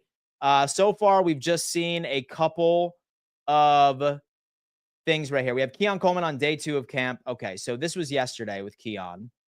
We have Josh Allen. He's doing some individual drills right now. We have Deion Walker has a chance to make a real impact on the defensive line in year 1. Look at this frame. I'm going to have to disagree with Peter here. I do not think that he is ready. I am optimistic year 2, year 3. But I do not think that he's going to see much playing time. He's likely going to be a healthy scratch for the vast majority of the season, especially once Ogunjobi comes back. But listen, I would be happy to be wrong. I just think he's not ready. I don't. And so I'm not buying the fact that last year was due to his back injury. So I need to see it, right? I try not to fall in love with physical traits. Oh, all right. Let's go ahead and refresh the screen right here. 468 of you are rocking with me right now. 249 of you are viewing. And wow, man, I am spoiled. So many of you love to chill with us and talk a little Buffalo Bills football. If you are just coming in, as a reminder, I am consolidating each and every single piece of information that comes out of Buffalo Bills camp. Say, for example, that you appreciate that. I would love if you could hit that thumbs up sign because, folks, there are several of us that are not lucky enough to be in person at training camp. Maybe we're at work, and maybe we need to wait until the end of the day to get all of the information surrounding camp. I'm consolidating all of it, and I am giving it to you directly once I learn of it. So if that is the case, please do me a favor, folks. Hit that thumbs up sign. There's 240 of you watching. I think we can get up to 240 like buttons. It takes less than a millisecond. Right below this video, it's a big thumbs up button. Hit that for me, and let's propel this bad boy out. Breaking: Jets are unveiling their rival uniforms August 28th against the Dolphins December 7th. Big news. Maybe that tells us that the Buffalo Bills announcement should be right around the corner. What is that uniform going to look like? Is it going to be that white and gray logo helmet that we all thought that it was going to be? I'm not sure. You have Joey Bosa, 20 sack season incoming. I mean, dude, I'm trying to be. I am trying to be optimistic here. Guys, again, I want to tell you, always keep an eye out for Justin Morris's comments in the background. He is there in person, and he is giving us as much love. I love it. Quarterbacks are doing work with tight ends and running backs. Ray Davis looks noticeably quicker. Folks, hey. Okay, hey. Listen. Inside source right there, man. Inside source, our boy Justin. Something for anybody that's interested in saying, right? He says, Ray Davis looks noticeably quicker. And Justin, I look forward to reading your article once you get back today, by the way, as well. I look forward to reading your article. Whatever it is, I am just happy to get some new fits this season. I mean, hey, listen, we have the standing Buffalo helmet back for 2 days in a row, or 2 games. And then we have the red helmet, which is unfortunate. It's week 18 because say the season goes the way that I think it's going to go, we're going to be seeing all backups rocking it and not our starters. But here we are. Are there any updates on Spencer Brown's injuries? Go Bills 1-7. Last update that we have heard has been that it was a flare-up of his back injury. And there's no specific timetable on. I treat you like a podcast while I work to get my Bills news. Mad Bros Gaming. Dude, please do so, man. Please do so. I'm doing my best here, and I appreciate all of that. You are the man. And shout out Mike Green, the mods in here, keeping the damn business. Unpopular opinion, I absolutely love the standing Buffalo. You and I are in agreement, my friend. I love the standing Buffalo helmet, surprisingly enough. I need to add it to my helmet collection, excuse me. Have the blue, have the red. So I need the standing Buffalo, the white standing Buffalo. I feel like I need that. at the end of the day. Let me see what else we have. We have so many members on the show now. Garth gave away 10 memberships. We have Jacob Spears got one. Caleb got one. Mad Bros Gaming got one. And Mad Bros Gaming gave me some awesome contributions. All right, folks. Let's see if we got anything. All right. Hey, listen, man. We have Max Harrison going through position drills. I mean, he is fast, man. He's smooth with it, isn't he? He's smooth with it too, man. His footwork is absolutely insane. He's compact. He's cerebral. Man, I'm so happy we got that guy. I am so happy. I am so happy we got that quarterback. You have no idea. And this video is from Mike Bunt, by the way. He's from Trainwreck Sports. Shout out to Zach Sheldon. That's a homie right there. Max Harrison, man. Who's upset about this? Ryan, a standing Buffalo helmet would look so tough in the background, man. Well, hey, like I said, y'all are actually going to be seeing a brand new background here in about 2 weeks. It's going to take me a little time to doctor it up, but I have some cool plans. Hey, Dan, finally football almost here. I can't wait. Tiana, what's going on? I know. We have been patient all offseason. Man. And so I hope for those of you that are married or for those of you that have significant others that you have actually ended up passing in your 1 month notice that you will no longer be available on Thursdays, Saturdays, Sundays, and Mondays from September all the way until February. I hope that everybody has put in their 1 month notice because this is probably one of the worst times in the world for wives out there or for significant others or for couples that have one person that loves football and the other that could care less. I hope you put in your 1 month notice to girlfriends, wives, fiancés, whatever, because football season is back, my friends. Chat, where else would you rather be than right here, right now? Devontae Mott, how do the safeties look? I haven't heard really anything right outside of who's running with the ones and who's running with the twos. It sounds like it's Cole Bishop and it's Taylor Rapp who have been running specifically with this. All right. Khalil Shakir is still that guy. And this is from Alex Brasky. A number of receptions throughout the first 2 days of camp. Team drills on day 3 starting soon. This video obviously brought to you by Alex Brasky here. I can tell you that Shakir is very well still going to lead this team in targets. I would be shocked if anybody sort of jumped him. Like he's that one target that Josh Allen trusts the most. I can see that. Will has become a member of the channel. Will, I appreciate you, man. Thank you so much, my dude.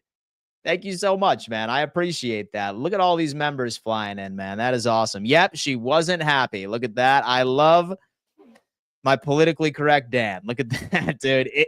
If you had to lose the AFC Championship game, would you rather have it be the Chiefs or the Ravens? If I had to lose, got it. Hot take. I'd probably rather lose to the Chiefs again than be sent home by any other team. Because at least that narrative is just the Chiefs, and there's not another team where a bunch of mouth breathers come in and say, oh my God, they own you. Oh, we got you. That's a hot take, actually. Say that I had to lose in the AFC Championship, I would much rather it be the Kansas City Chiefs than any other team, than any other one. That's kind of tough, isn't it? It's definitely a hypothetical that I don't want to spend too much time to because, and so it makes me sad. But yeah, dude, I'm not sure how I would handle a loss to the Baltimore Ravens in the playoffs, or a loss to the Bengals, for example, or a loss to the Texans. I'm not sure how I would handle that, because that means that like we're being surpassed. Shakir is still that guy. We ended up seeing a Shakir clip. I can appreciate that. We have Billsinator. Who's the best fantasy player for the Bills besides Josh Allen this year? It's so tough for fantasy, man. It's so tough for fantasy. I'd probably go James Cook. Like, he's definitely going to get his. He's a threat when it comes into pass catching. He's going to be getting his snaps. So I'd probably go James Cook. It's tough with Bills receivers, man, because each and every single game you'll see somebody dominate targets, but it's never consistent. It's never consistent on who gets the most targets at any given game. So say that I had to pick really anybody, I'd probably have to go James Cook. And that's even a stretch. And no, I wouldn't recommend that like you go for James Cook like his RB3 or something like that. But like I'd probably go, I don't know, like say that you could find him in like the second or third round. I could do that too. Khalil Shakir, I completely agree, Dan. Khalil, get to work, dude. Dude, get to work, Khalil. All right, man. Look, bro, we need you over 1,000 yards this year and 20 touchdowns. All right, bro? Don't forget about Curtis Samuel. This guy is going to factor into... Yes! Yes! Curtis Samuel propaganda is what I'm here for. Curtis Samuel propaganda is what I am here for. Shout out Alex Brasky. All right? He's a believer. He is a damn believer. Y'all know that I'm a Curtis Samuel guy. About time people are starting to hop on the bandwagon. I would like to say that I was a lead influence in this. Now, whether or not I'm correct and whether or not I'm just spewing my delusion and y'all are taking in the after effects of this, Samuel, dude, watch out for Samuel, man. Listen, I am not going to yap about Samuel anymore because I've done it for the past 3 days. I'm going to spare you. My wife loves the NFL football, but unfortunately she is a Packers fan. Well, hey, you know what? As long as they like football, it's cool. And worst case scenario, man, say, for example, they don't like football, and they're still fine just sitting on the couch with you, scrolling through some reality TV show clips or something along those lines, them doing their own thing, but being right next to you. That's just as good too. All right. It's solid, but we are all here. We are all here. Garth has come in. Not sure Kansas City makes the playoffs this year.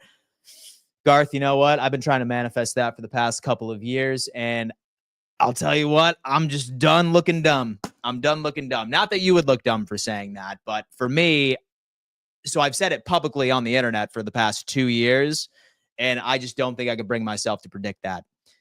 But trust me when I say that I will be screaming from the mountaintops if that does happen and celebrating louder than anybody on the internet. That is for damn sure. Dan, put us on Samuel. Dude. Y'all want to see some Samuel? I'll show you some damn Samuel. Look at that. Put you on, baby. Wait until Curtis Samuel goes out there, all right, and dominates week 1 against the Baltimore Ravens. Wait until Curtis Samuel is the X factor against the Baltimore Ravens. Oh, man. And so I feel like it's a joke at this point. But hey, listen, somebody can hope. A man can dream. Am I right? Same with my wife at Christmas. She is a Bears fan. Better than being a Chiefs fan, for real.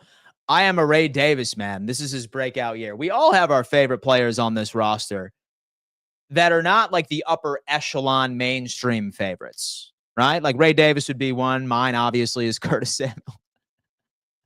But we'll see. Did Vanessa punch Hurst in the face yesterday? He punched Hawes yesterday, reportedly.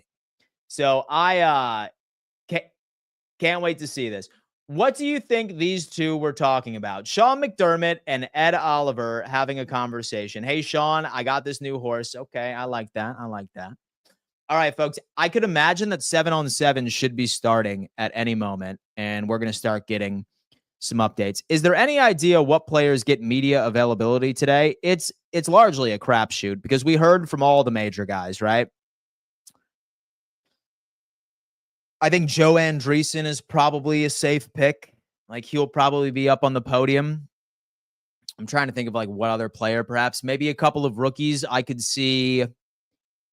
Has Max Harrison hit the podium yet? Has Max hit the podium yet, folks? Since Babich went, I wouldn't be surprised if a lot of the players are defensive players. Let's see. Maybe a Trey White. A Trey White could be a possibility. Being a Chiefs fan is fun as hell. Rub it in, why don't you? I think my kids only enjoy watching the game because I throw them up when we score. Good. Hey, listen, as long as you are instilling that DNA right into your children, that's perfect. That's perfect. Hopefully they have happy childhoods and this Buffalo Bills team finally raises a Lombardi, right? So they can grow up knowing that they rooted for a winner. 7-on-7 just started. Thank you, Justin Morris. Thank you, Justin Morris, man. By the way, he will be writing an article with his full situations here. Okay, we have Nate Geary showing his breakfast sandwich. That does look great, Nate, but listen, we want to learn about football here. Josh Allen to Elijah Moore. Actually, that does look really good. I'm hungry. Josh Allen to Elijah Moore over the middle. There you go, folks. We're all right. Give me a break. Right on cue. First play, 7-on-7. This is per Alex Brasky, by the way. Josh Allen finds Khalil Shakir on a corner route with a beautiful throw ball to a 40-yard touchdown. Shakir beat Cole Bishop on the damn play. All right, so a lot to unpack there. Whether or not you are rooting for the defense to make some plays today, I can tell you right now that Cole Bishop, again, showing some issues in coverage. Is that something that we need to be concerned about? I'm not so sure. However, here we are. Here we are, folks. 40-yard touchdown for Khalil Shakir. I'm telling you, he's leading in targets this year. He is the focal point. Don't sleep on this guy. For anyone that ever tells you Buffalo doesn't have a wide receiver number one, we do. His name is Khalil Shakir. It's been the case for the past 2 years. It's very difficult. It's very frustrating to continue to explain that. I can tell you that much. Allen to Shakir for a 40-yard touchdown, folks. That is now confirmed. Shout out to Alex Brasky for letting us all know about this. Josh Allen to Elijah Moore over the middle. Cam Lewis comes over to make contact with Moore to poke the ball free, incomplete. Nice play by Cam Lewis. Keep in mind, Cam Lewis is going to be, all right, folks, Cam Lewis is going to be in a sheer training camp battle right now with rookie Jordan Hancock, who I believe is the favorite to win it all. So do keep that in mind. Another update here from yet again Alex Brasky. Josh Allen is on point to begin day 3 at camp. Another well-thrown ball to the left side, this time connecting with Joshua.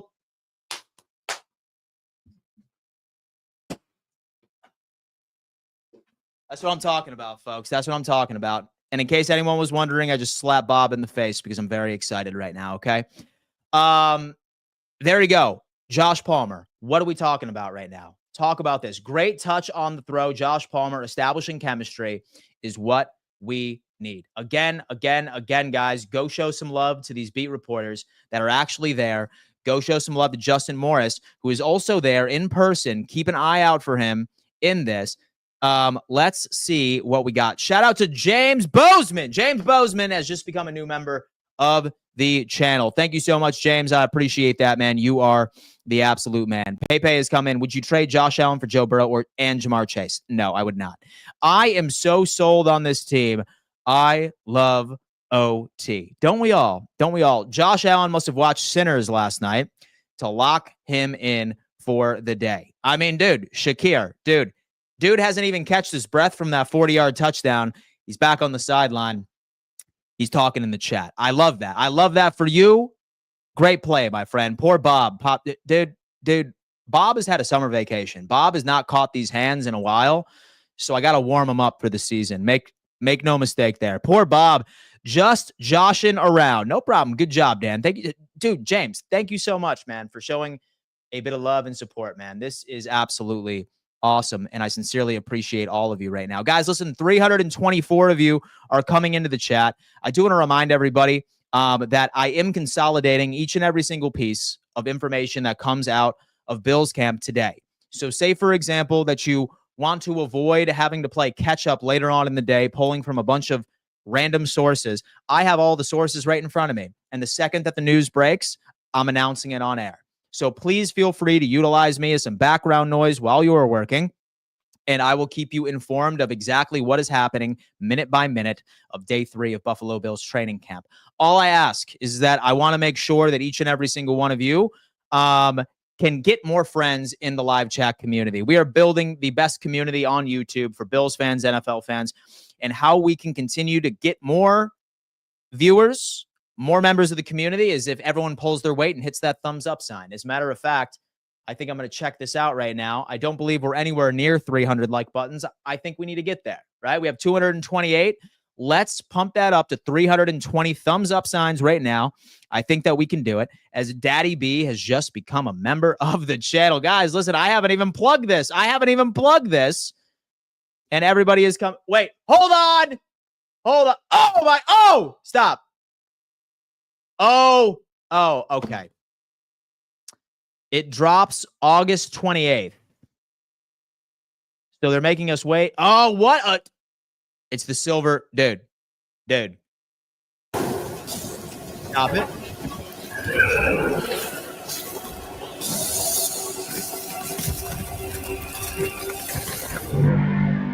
All right, dude. That's the logo.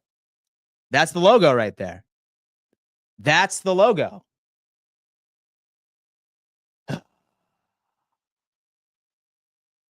It's going to be fire, dude. It's going to be fire. As Justin came in and gave us an update, James Cook with a big run. The Cook ill jersey looks tough. It does, man. This is, dude, it's icy. It's icy, man. Listen, I'm going to need a helmet, one of those things. I'm going to need a helmet right now. Okay, let's get back to practice. Great catching coverage by Palmer, 15-yard slant. Okay. Not many edge in the league, better at defending the run than Greg Rousseau. No pads on yet, but his ability to consistently force outside runs inside. Okay, so I'm just going to type that one out. Greg Rousseau, great run stop. I love that. He's pretty big. Josh Allen, absolutely pinpoint accuracy in early 7-on-7s and some impressive small targets. So there was an interception at the end, which looked like a miscommunication. Taylor Rapp got to the ball. So there's that takeaway. There is that takeaway that we were wondering was going to happen. All right. There is that takeaway that Bobby Babich has been looking for so far. We have all this. Might be chilly. Taylor Rapp, interception, miscommunication. Taylor Rapp got a pick. I'm talking about this, baby. I'm talking about this. An interception for Taylor Rapp. Josh Allen lofted a ball to the left side. Nobody home. Rapp sprinted over and made the diving play. Rapp has been impressive early in camp. All right, listen, maybe we shouldn't sleep. Maybe we shouldn't sleep on Taylor Rapp's coverage capabilities. Am I right? Maybe we should give it a little time. You know what I mean? Because I'm actually impressed from what I've been seeing. Guys, so far takeaways in practice, it sounds like Josh Allen's accuracy has been incredible. It sounds like Josh Allen's accuracy has been pinpoint. He's on one. And I'm not one to heavily focus on that one case study. When players get married, their play even elevates even further. That could be the case. But so far, we're looking pretty good. Josh Allen connects with Palmer again for a solid gain. And that was first broken by our good friend in here, Justin, who was at practice, and he told us what? He said Josh Allen and Joshua Palmer connecting and establishing chemistry. Great grab in tight coverage. Dude, that's what I'm talking about. We have Josh Allen connects with Palmer again for a solid gain. Josh is focusing on Joshua Palmer. It's Josh Point Josh, baby. It's Josh Point Josh. I'm pretty sure Rapp led the team in interceptions last year, and he made key interceptions in the playoffs. He did. He did. He had 4 picks last year. And yeah, I do want to say that that's the defense leader. That's the defensive leader, man. That's solid. Palmer ran an in-breaker right at Trey. White seemed to be on it. Maybe thought he was good, but was a step too late to stop it. And Josh didn't miss. So it sounds like Trey is still running with the best of them. That's ideal. That's ideal with it.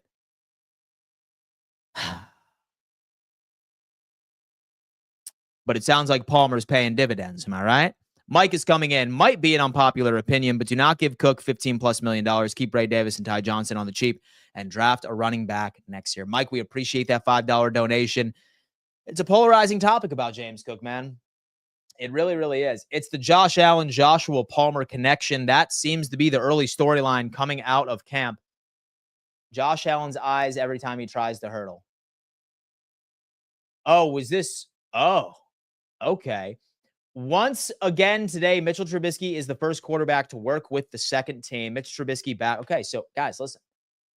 Mitch Trubisky is working with second team for second day in a row. All right, listen, that QB2 competition is feeling it.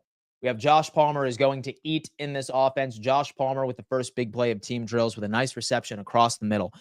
One thing I have been watching is Buffalo has been attacking the middle of the field quite a bit. And what they're doing is that they're trying to utilize some of the new additions of specific wide receiver traits we didn't have the opportunity of having last year. And that is encouraging. I'm liking it, dude. I'm liking it. I am liking it. Josh to Josh is going to be fun. All right, dude. You know what? Shout out to Mike Rose for pointing this video. Mike Rose. Michael F. Rose right here. He's from Batavia Daily. All right. Well, you know what, man? I'm going to use this video for it. Well, actually, it's really not. It's not getting me excited. It's not getting me excited right now. We'll see. Carly, there wasn't much over the middle last year. I'll tell you what. It sounds like we're trying to add it to the cookbook. We're trying to add it to the cookbook right now.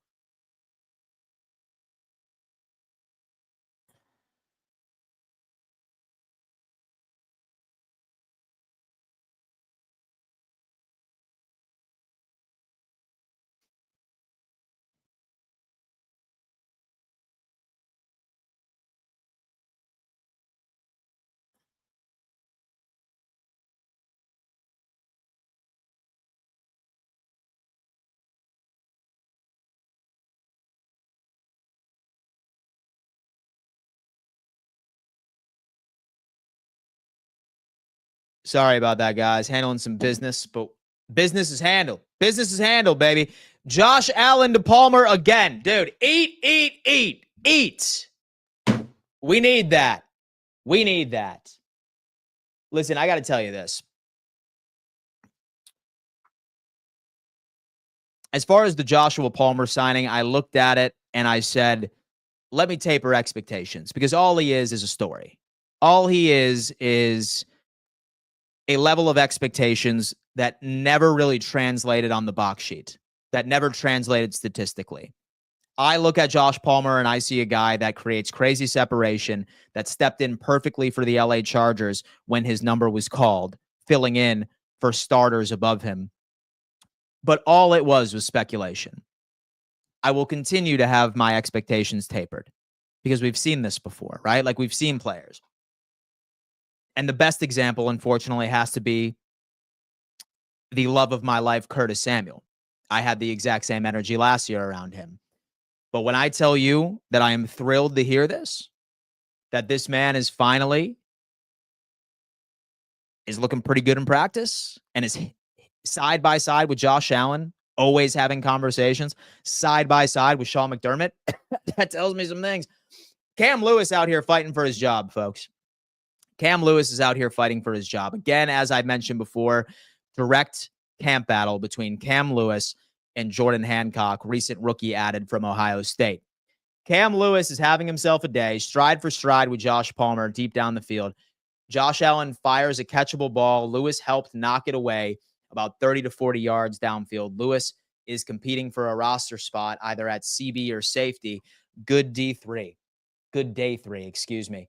Cam Lewis is having a great day.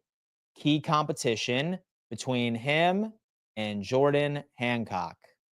It's big, man. Who wins it? It sounds like Cam Lewis has something to say. Sounds that Cam Lewis has something to say. The Demolition Derby last night was a hoot. I would love to be a part of a Demolition Derby. That sounds some good stuff. Look, I am from Buffalo, but since I moved down south, I have really intertwined myself in the culture of the South. So I went to a mud bog a couple of years ago. What's a mud bog, you might ask? It's a bunch of country people go to like this field and they take four-wheelers and they just mud. And it's like a festival. It's crazy. It's wild. Obviously, I was sticking out like a sore thumb. I hunt and everything like that, but I'm nowhere near that caliber. A demolition derby is something I need to put on the bucket list. Elijah Moore is getting some balls now. Oh, dude, feed him the balls, baby. Feed him the balls, baby. Elijah Moore, no pads or true contact yet at Bills camp, but new edge Michael Hoyt has spent a whole lot of time in the backfield during the first 3 days of training camp. In the backfield, running some linebacker drills. Is Buffalo going to maybe squeeze in some 4-3 models? I wouldn't be the biggest fan of that because you're taking one of our best defensive players off of the field. But, hey, listen, I like experimentation. I really do. Allen missed deep to Palmer. He definitely has made it a goal to try and establish a connection with Joshua Palmer. The Josh Allen to Josh Palmer connection is heating up today. Great over the shoulder, sideline fade and 7-on-7, then a dart intermediate over the middle on 11-on-11s. Just missed on a long ball a moment ago as Cam Lewis did a good job to get in. Folks, it sounds that the connection is all here. Josh Allen to Elijah Moore on a short outbreaking route. This duo is going to be a dangerous in the short passing game this season. Moore's ability to get open in a phone booth displays itself day after day. Listen, you can't teach that. You cannot teach that type of play. You really, really can't. You really, really can't, man. Drew is coming on in saying, I've been saying I think Palmer will become our number 2. Who even is like our backup safeties other than DeMar? So you have Derek Forrest, who was a free agent acquisition. Jordan Hancock is technically listed as a safety. And same thing with Cam Lewis. Both of them can play safety, but are more of like more of the utility nature of being a corner / a safety, one of the two. Big hole for Ray Davis, 20-yard gain. Ray Davis. 20-yard gain, 11-on-11s, baby. Come on, man. Dude, I'm loving all of this. Guys, shout out to everybody in the chat right now. 587 of you rocking with me right now. 327 on YouTube. Folks, we're going to need that like button well above 300 smashes. I think that we can do it right now, guys. We are currently sitting at 248. We want to grow this community, and we want to make sure that everybody that is unlucky enough to be at training camp or not lucky enough to be there, we want to keep them informed, folks. How we keep Bills Mafia informed is as if everybody does their part and hits that thumbs up sign. My victories are your victories. I want to make sure that we have one of the most active live chats in all of Bills YouTube, and we can accomplish that together. As long as you take less than a millisecond, hit that thumbs up sign. I'm consolidating all this information for you. It's like we're there in person. Mayo Dude is coming. I know. It might be closer to that Nickel City concept we saw last month. White helmet, gray logo, snowy, icy.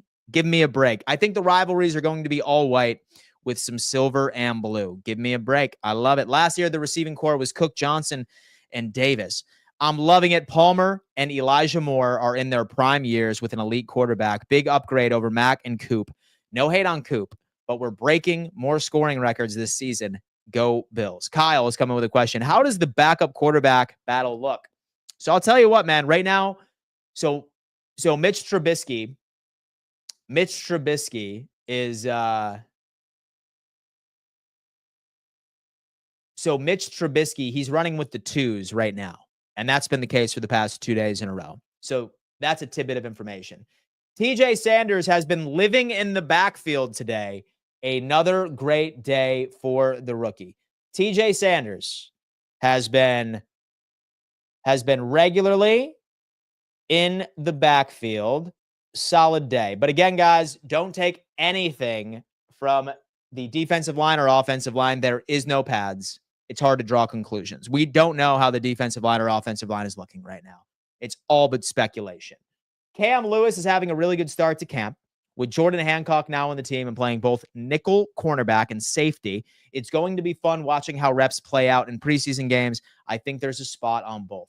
No pads or true contact yet for the Bills, but edge Michael Hoyt has spent a whole lot of time in the backfield. So Michael Hoyt has been good. So Michael Hoyt has been good. I think Brasky watches Dan Mitchell.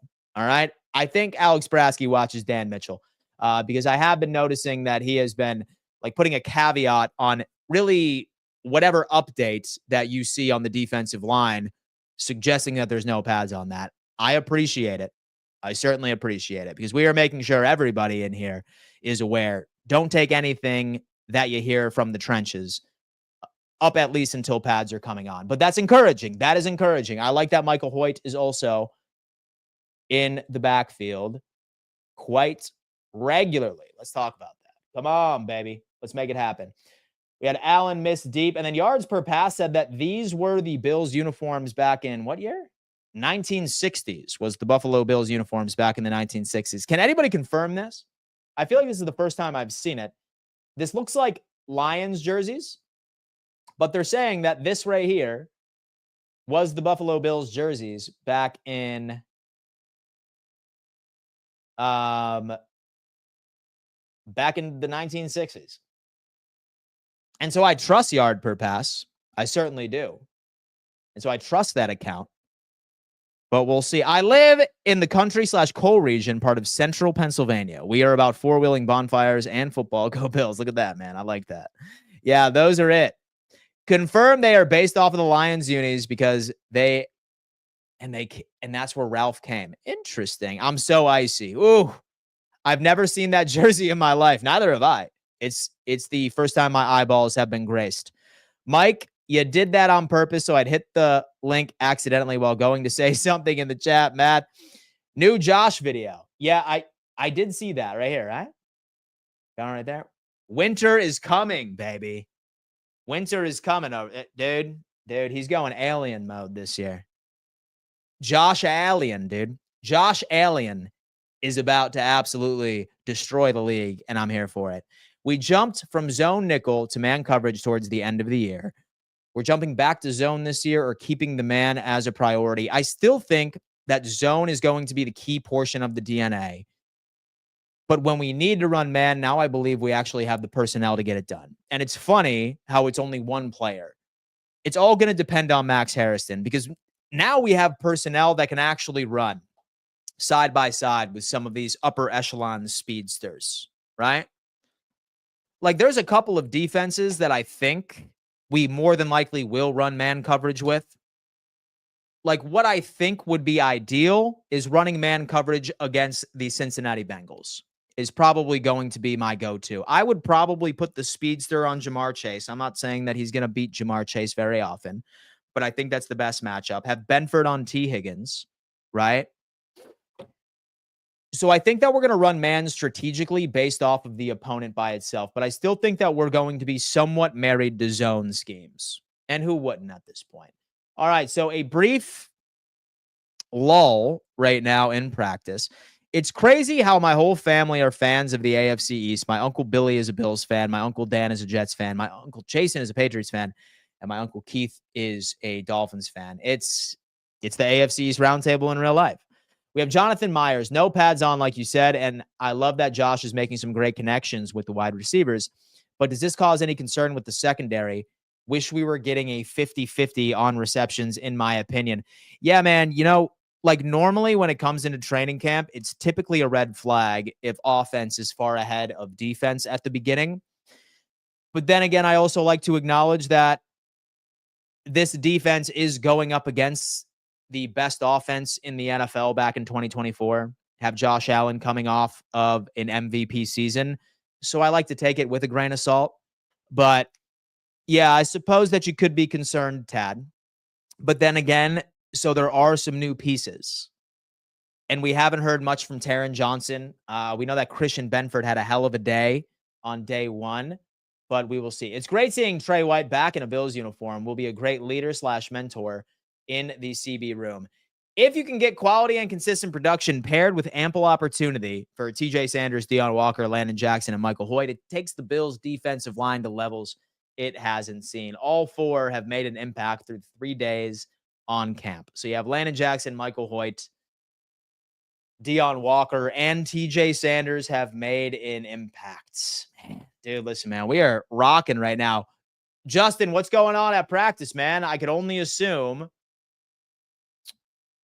that they must be taking a water break or something like that. We're going to see.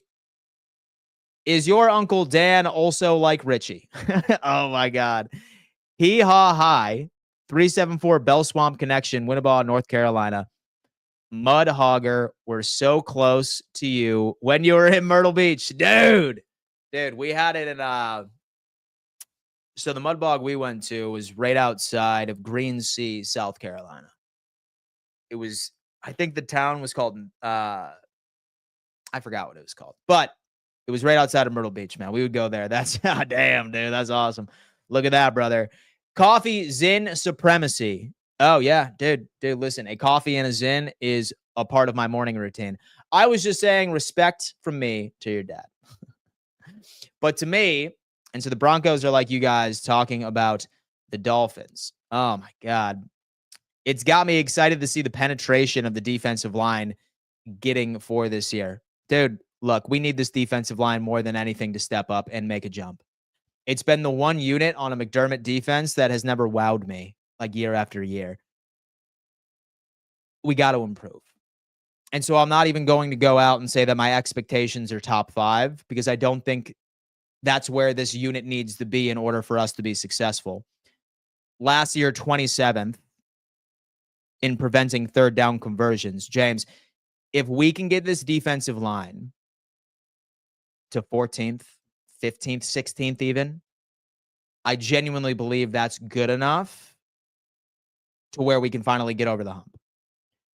Like us being on the field and being unable to get off of the field barring a turnover, which Buffalo did very often last year, but it's not something that I feel comfortable relying on. We absolutely need consistent pass rush. Kincaid, great over-the-shoulder catch, 30-ish yards down the field. So it sounds like Josh Allen is just going nuts. It sounds like Josh Allen is just going nuts right now. Great seeing Trey White. That seems to be the case. Oh, man.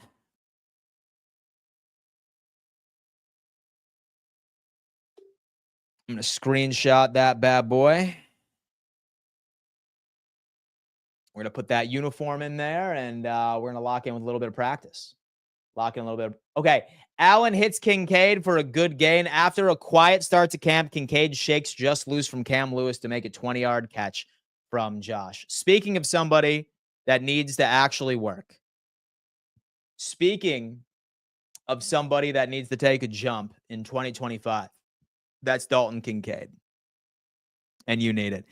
Keon finally with a ball thrown and caught his way. Keon, first target for Keon Coleman today.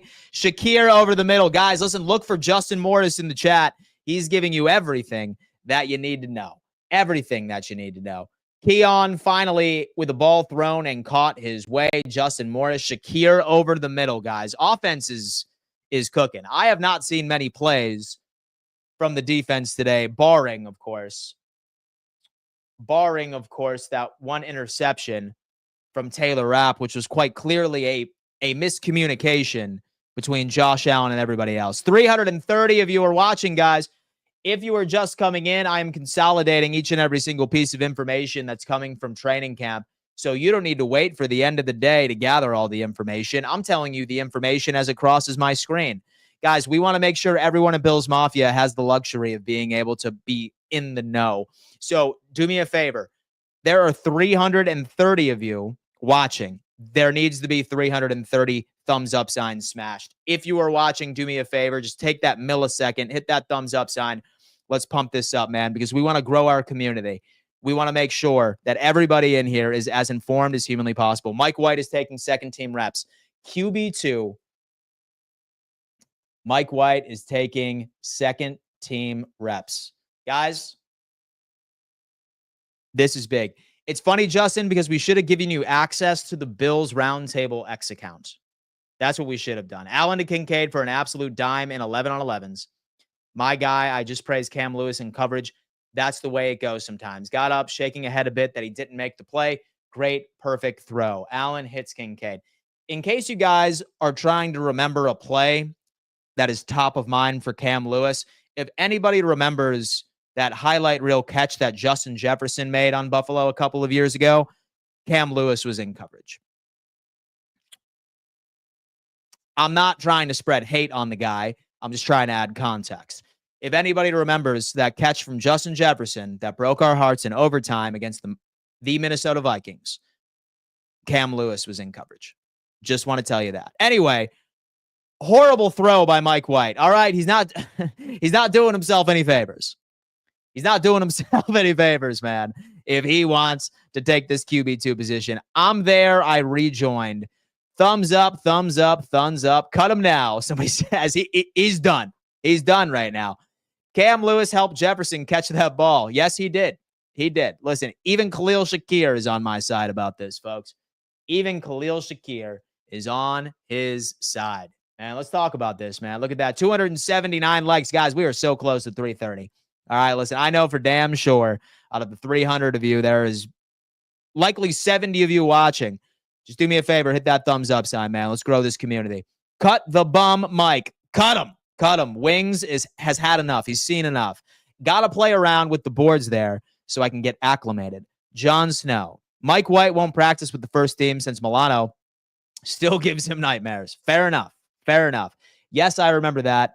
It broke my heart. All right. Mike White believer. Okay, we have some Mike White believers in here. Unks be like thumbs up. Unks be like thumbs up, man. Mitchie Biscuits is now in. All right. So Mike White didn't really have many opportunities with the second team. He had one shit throw. He lost his opportunity. I don't know. Mike White is taking second team reps. Mike White got pulled out real quick. And Mitch Biscuits is back after Mike White's atrocious throw. And this is from a source that I trust because you want to know why? He's in the damn building. How about Garth? Garth donates another 10 memberships. Garth has gifted another 10 memberships to a bunch of homies, and I appreciate that, man. We have Carly is now a member of the chat. Jon Snow, Robert Kane, Carly again, W, Spidey Munn, my boy Spidey from Chat Vegas, Tennessee, baby. Mark Hayes, Raymond Joss, Robert Kane has also received it. Man, this is insane right here, man. We have Garth, my boy, is going insane with these memberships. Damn, brother, I appreciate that. Thank you so much. Garth is that dude. No questions asked. Here's a look at Josh Palmer during individual drills on Friday at practice. He made a great play during 7-on-7s on an intermediate throw from Allen. Would have had an explosive in on 11-on-11s, but Cam Lewis in the picture. Okay, so, dude, Palmer has been doing his thing. Man. Great seeing Trey White back in the uniform. We saw this. More tweets about Kincaid. Allen to Kincaid. Okay, we already saw that. I think I included Dalton Kincaid with a great play v. Cam Lewis. Man, dude. Man, that's what I'm talking about. How about the little Bills on this beautiful Friday? Josh Palmer making a Pro Bowl year. Book it. Okay, how about all pro? Maybe not all pro. Bills Mafia, baby. Let's go. Let me taper my expectations here. Damn, thanks, man. I'm working and just saw this. Go Bills. Khalil Shakir, sounds like the offense just keeps dominating. So one way you want to look at it, it's that our offense is clicking or our defense is struggling. How do you want to look at it? The optimistic approach or the pessimistic approach? I don't know. Pick your fighter. All right. Yippee. That's what I'm talking about, Blake. Damn, man. Look at all these new members in the chat, courtesy of the legend, Grant, my boy. Grant. Shout out to the legend, Grant, for hooking it up. Excited for the 2025-2026 season with y'all. Grant, man, we appreciate you, man. We appreciate all that. LFG, thank you, Garth. The legendary Garth has come in and made it happen. It's nice to see these new guys we added in the offseason doing something. You have to do it, right? You have to make sure that you establish chemistry with these guys immediately. And thankfully, these guys are healthy.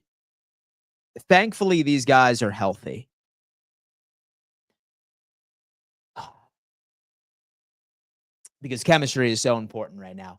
Dalton Kincaid is making an impact as he hauled in 25-plus yard reception from Josh Allen, Bills Mafia. Josh Allen, Dalton Kincaid for a big gain. Josh Allen in his bag today.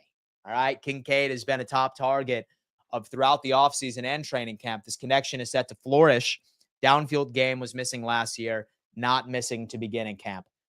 Okay, so the Bills are clearly working on their downfield game early in camp. Dalton Kincaid has been a massive asset. Starting to rain harder here. It's raining at camp, folks. It's raining at camp. I wonder what else we're going to see. Poor Justin, man. He hopped on a bus to go watch practice. He's getting soaked in the stands, but it doesn't matter because he is a true Bills fan. He's out there and he's telling everybody we can do. Dan. Dude, I had no idea that I put emojis here. Oh, dude, listen, we need a Bob emoji. All right, listen. I am going to add some more emojis for my members, all right? So I feel like we need a Bills logo. I feel like we need a Bob emoji as well. Yeah, guys, say, for example, you want the Dan emojis. That's one of the benefits. And then I try and make sure I prioritize your comments in the chat. Morris, it shouldn't be too long. All right, hey, it shouldn't be too long, man. Just a little sprinkle, a summer sprinkle, if you will. Oh, okay. Let's double check something real fast. Let's see if there's any other news that broke while I was yapping. Josh overthrows Davidson by a couple yards, and Rapp gets a second interception of the day. How about Taylor Rapp, baby? Who said we don't have a true free safety out there? Who said we don't have a true coverage safety out there? Rapp is flying under the radar, and that's how I like it. Will the Bills have a 1,000-yard receiver this season? Shakir, if anybody is over 1,000, it's going to be Shakir, Tommy. That's where I'm at. Hot take Kincaid, but we'll see. Jonathan Myers has come in. Look at Justin's comments. Looks like another T-Rap pick. Taylor Rapp. Guys, listen, if you want Keon touchdown, let's go. Come on. Come on, baby. Come on, baby. Yes. I love to see that. I love to see that, man. I love to see the young man get it up. A Keon touchdown. Give me details, Justin. Give me details. It was a beautiful touchdown, according to Justin. Guys, look for Justin Morris in the chat. He's at camp, and he's giving us fast updates, faster than what I'm getting on Twitter. Signing Bosa was huge. He played the Chiefs twice a year. Keon, let's get Rapp. DJ Finesse. Let's go, T-Rap. I love him. Who doesn't? Bob wants more. Not yet, man. Not yet, man. Not yet, dude. I'm trying to amp him up. I'm trying to ramp him up for the season. He took a summer vacation from these hands this offseason. So we're going to be fine. Allen to Keon Coleman, touchdown. Allen to Keon Coleman, TD. Taylor Rapp, second interception of the day. Oh, man, dude. It's funny, like, how excited all of us get as adults for training camp updates, right? It's kind of funny. It's funny how excited we get over practice. It just goes to show you how so depraved we were this offseason. I love it, though. I'm not going to apologize to anybody. I'm not going to apologize to a damn soul. Josh Allen redeems himself with a long connection with Keon Coleman, goes to the house shortly afterwards. Allen to Coleman, touchdown. Keon makes a nice running catch over the middle, about 15 yards downfield. Trey White was on the ground next to Keon when the catch was made. He slammed the ground a couple of times in frustration. Not sure why. Okay. All right, guys, listen, let's hope that Trey White is okay. Maybe Trey is just upset about the play. Maybe he is just upset about the play here, folks. Hey, Justin, we need an update. Mike White's back with the twos. He's back with the twos, man. I am a Keon believer. Bob is about to be MVP. Yes, he is. Dan, weird question. Who's your Mount Rushmore of this generation Buffalo Bills top four during the McDermott and the Bean era? I think it's pretty easy to say Josh Allen, Stephon Diggs. I know that's very unpopular. Josh Allen, Stephon Diggs, Cook, and dude, that fourth for me is tough. Oh, Poyer. No. Josh Allen, Diggs, so Micah Hyde and Jordan Poyer are probably on my Mount Rushmore. Stay calm, everybody. It's happening.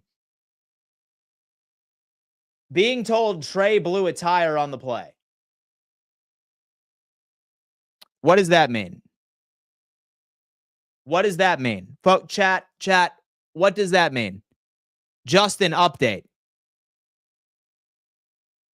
Trey just looks frustrated, looks healthy to me. Trey just looks frustrated, looks healthy to me. He blew a tire. Allen, Diggs, Dawkins, and Oliver. That's also a good one. That is also a good one, as a matter of fact. And first off, great question as well. 627 of you guys, 332 of you are currently in here. Smash that like button for me. We have Josh Allen and Keon Coleman connect on a beautiful touchdown. Coleman has really improved day 3, past 2 days and day 1. Keon makes a nice running catch over the middle, about 15 yards downfield. Trey White was on the ground. I'm being told Trey blew a tire on the play. I'm not sure what that means. When somebody says blows a tire, I could only assume that it has something to do with an injury. Guys, stay tuned. We are going to be watching this like a hawk. Guys, hit that thumbs up sign where it stands right now. We are currently sitting at, all right, let me see.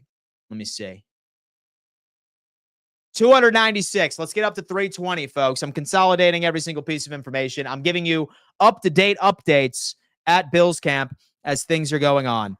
Guys, he probably lost the cleat. That's it. Okay, perfect, man. Make sure he's okay.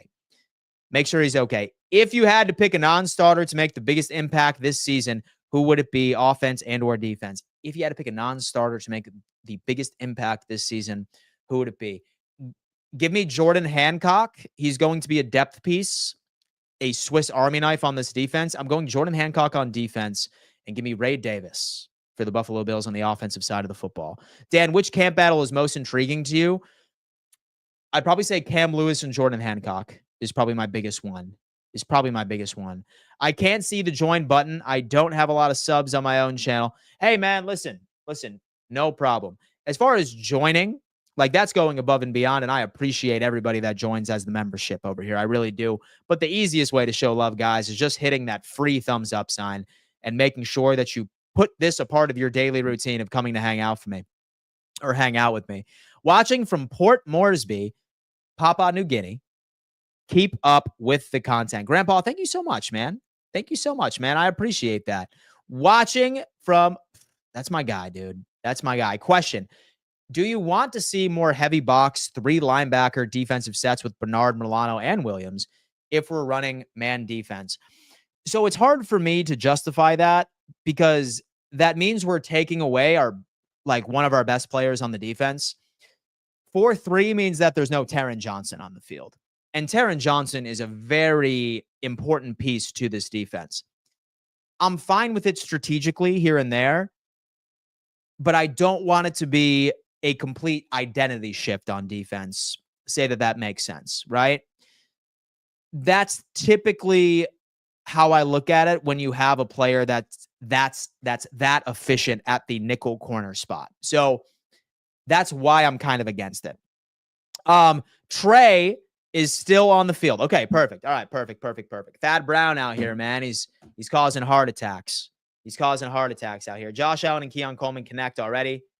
I'm being told he blew a tire on the play. What the hell does that mean? Feels like a poor metaphor for a guy off of 2 major lower body injuries.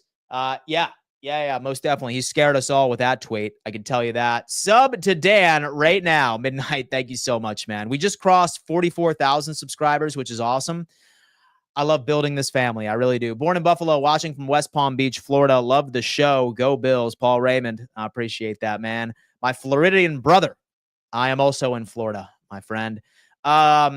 Justin, how is Maxwell doing? Shoe came off. Okay, dude, holy shit.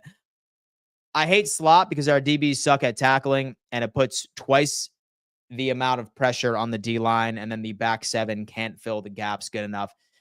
It's definitely picking your poison, right? It's definitely picking your poison because, like, sort of how I look at it, say, for example, we did go with Bernard and we did go with Milano and we did go with Dorian Williams. That's basically asking Dorian Williams to take over the coverage responsibilities that Taron Johnson puts out. And that's a massive downgrade. But then, like what you said as well, it's picking your poison. It's picking your poison, really. Trey White got cooked, it sounds like. Hey, man, dude, listen. It's a solid offensive day. JA17 sidearm throw to Zach Davidson for a 13-yard gain. He's out here just showing off right now. He's ready to go back-to-back MVPs, and I'm happy about it. I don't care what they do as long as it's viable in the playoffs. Fair. They almost gave me a heart attack with the Trey news. That's what I'm saying. I probably wouldn't have worded it that way. He blew a tire. All right, so it's been about 5 to 6, 7 minutes. We have Josh Allen with the sidearm pass to Zach Davidson. I'm going to use the rest of them real fast, guys. But do me a favor. As you're coming in, and so we haven't done this in a while, roll call in the chat right now. Let me know where you are tuning in from. All right? I want to know where everybody is located, how far Bills Mafia truly extends. Roll call in the chat and let me know where you're going with. Roll call in the chat. I'll be back in a second.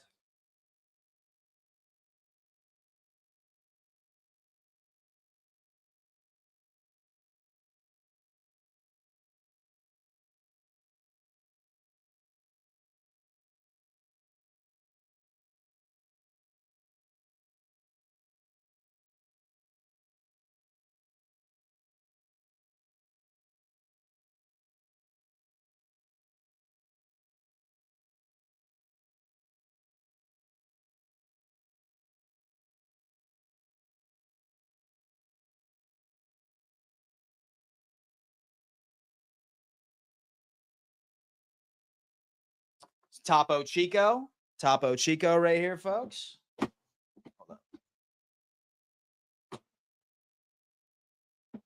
Oh.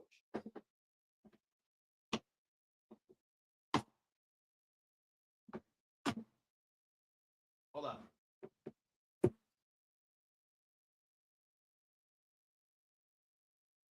All right. Here we go. Sorry about that, guys.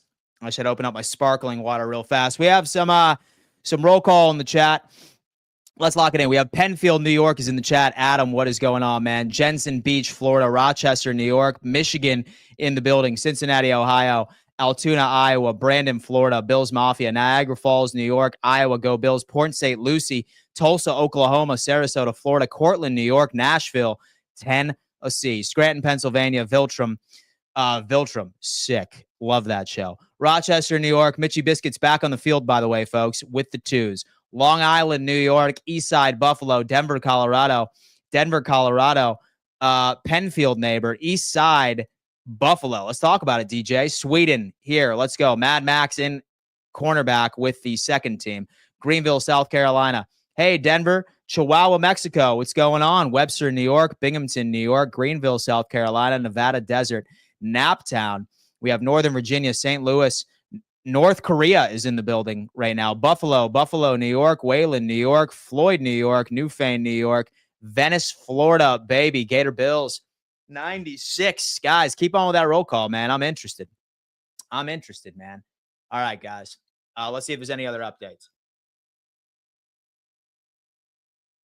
Starting to think that Zach Davidson might make this team. I wouldn't hold our breath. Zach Davidson makes a short catch from Josh over the middle, and then another, not keeping stats, but he has to be the leader for catches from Josh Allen so far in camp. He is constantly on the field with the ones. Interesting. Zach Davidson's getting quite a bit of targets. Zach Davidson with the most amount of receptions. I mean, maybe, folks, but do remember, I'd say the only reason why he's getting those is because, drumroll please, why? Because Knox is on the pup. Maxwell locking it down on second team. All right, dude, listen, he's locking it down. Maxwell Hairston, folks. Locking it down on the second team. I'm about it, man. Zach Davidson, camp sweetheart. I mean, listen, I think the camp sweetheart is going to be established. During Hard Knocks. I believe that's the deal. Southwest Philadelphia. Morris, what's going on, man? Hope all is well. Hope Zach can play special teams. Southwest Philadelphia. Who is Zach Davidson? That's a great question. He is a depth piece on the Buffalo Bills. Starting to think Zach Davidson makes the team, according to Bills Report. Zach Davidson yet again. All right, so reports seem to be dying down. Is Curtis Samuel being slept on? Yes, he is, my friend. You are talking to Samuel's biggest fan right now in the flesh. I cannot wait for Hard Knocks, Tuesday, August 5th. Dominican Republic, go Bills. New England is in the building. Statement, Happy Gilmore 2 and Dan Mitchell on a Friday.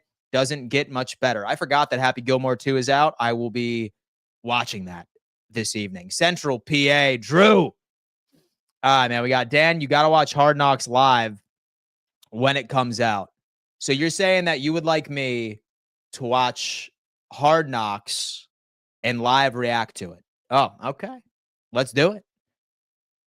Valcro, Florida, go Bills. Valcro, Florida, man. That's what I'm talking about. Happy Gilmore 2 and Dan Mitchell on a Friday. That is great. 324 of you in here rocking with me right now, guys. We have well over 300 like buttons hit. That was the goal. I appreciate that. Man, we are growing this community like no other. And like I said, we ended up surpassing 44,000 subscribers the other day. Right now, we're at 44,163. Say, for example, that y'all are watching and you're not subscribed. Highly recommend that you do so. Right? I am live almost all the damn time. All season long, all off season long. I am dead set on engaging with my audience and talking about all the topics that we care about surrounding this team, surrounding the NFL. And we have a really good season ahead of us, man. A really, really good season ahead of us. The ones are back on the field. Talk to me, dude. Let's go. Is Max Harrison out there making some things? Dan Mitch, how's it cooking? Man, medium rare, baby. Medium rare, dude. Nice and seasoned. The whole nine. TJ Sanders having productive reps. We may have a position battle. Josh Griffin, who will have a larger impact in the season's offense, Moore or Palmer? I think Moore. It's tough to say right now with 3 days in practice. I am very pleased with everything I have been hearing from the vast majority of these players, from both of them, as a matter of fact. But we'll see. We will see. Mad Max, break up on Keon. Mad Max, dude. Maxwell Hairston, who is obviously running with the ones right now. Thank you, Justin Morris. Maxwell Hairston running with the ones, broke up a pass intended for Keon Coleman. Dude, look, man. That's what I'm talking about, man. Zach Davidson makes a short catch. All right, dude, this is big. Rest in peace to Hulk Hogan, indeed. Let's go, Max. How you doing? What's up, Dan? How do you think Walker will end up starting? No, I think he's going to be a depth piece for us. I think he needs another year of development because right now you got to assume it's going to be Daquan Jones. And the only way that Deion Walker sees significant playing time is if there's an injury there. And soon as when Ogunjobi gets back, he's more than likely going to be a healthy scratch for the majority of the games. And that's not a bad thing. I'm fine with development. BRB guys, my dad just stopped by. No problem. Our receiver core will be a nightmare for opposing defenders. Wilkins is available, could sign him, got released by the Raiders. I'm going to pass on that because the reason why he ended up getting released was something that really puts into question his character. Like, he was very clearly fucking around during his rehab portion or his rehab time. He should have gotten another surgery on his foot, and he elected not to do so. So that sounds like a character issue to me, because he wasn't putting his team first in making sure that he could rehab as fast as possible and get back on the field. And plus, he's injured. So when's he going to come back, right? So I am going to pass on that because that's like a big character concern for me. And it has nothing to do with him always grabbing Josh Allen's package either. It's more so how he handled his time over in Las Vegas. Max Harrison out with the ones on defense, and he breaks up a pass intended for Keon Coleman. Starting to think Zach Davidson might make this team. That's what we're getting right now, man. Listen, shout out to everybody in here. Always in the backfield. Hoyt is noticeable so far. Michael Hoyt, dude, get better. What about Ogunjobi? What's my boy Ogunjobi doing out there? Although that he's a one tech, so I really can't think that he'd be going through with that. So what is Josh Allen's stats today? I don't know. I never trust training camp stats. If you ever see training camp stats out there, more often than not, someone's pulling them out of their ass. So don't, he said, pause. Yeah, dude, I know, right? And so I forgot that he grabbed Josh Allen's package. He did. And several occurrences too, spread across multiple games. Wilkins is a dirty player. He loves to grab them for a cup check. Statement. I heard that the org wanted him to have the surgery, but a second opinion said he didn't, so he elected not to.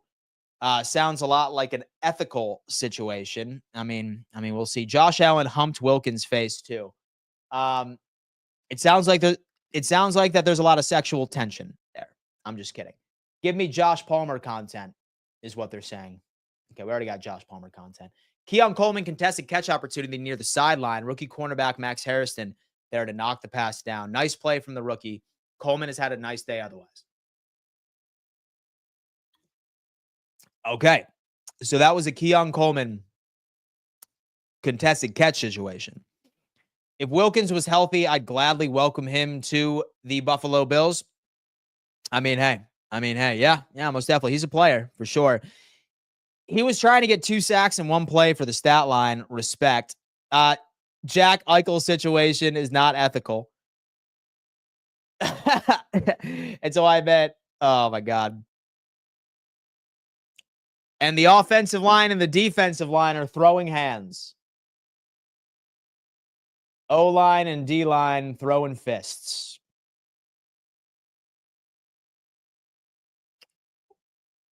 What's going on with the trenches right here? Dan, what is the plan for the new office? Red, white, and blue paints, Bill's neon light, Bob's sparring ring. Garth, great question. Great question, man.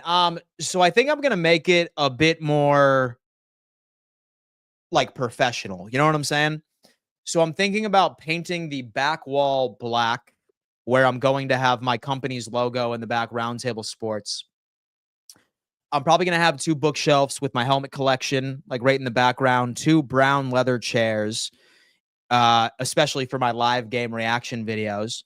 So I'm probably going to lean into simplicity, but there's still going to be a lot of things that makes it clear that I am a diehard Buffalo Bills fan as well. Since I own an NFL media company, I also kind of want to make it like more centralized around the league, but you will see certain tidbits that makes it clear of who my allegiances are to. So I'm excited for the office, man. I really, really am. It's going to be cool. It's big.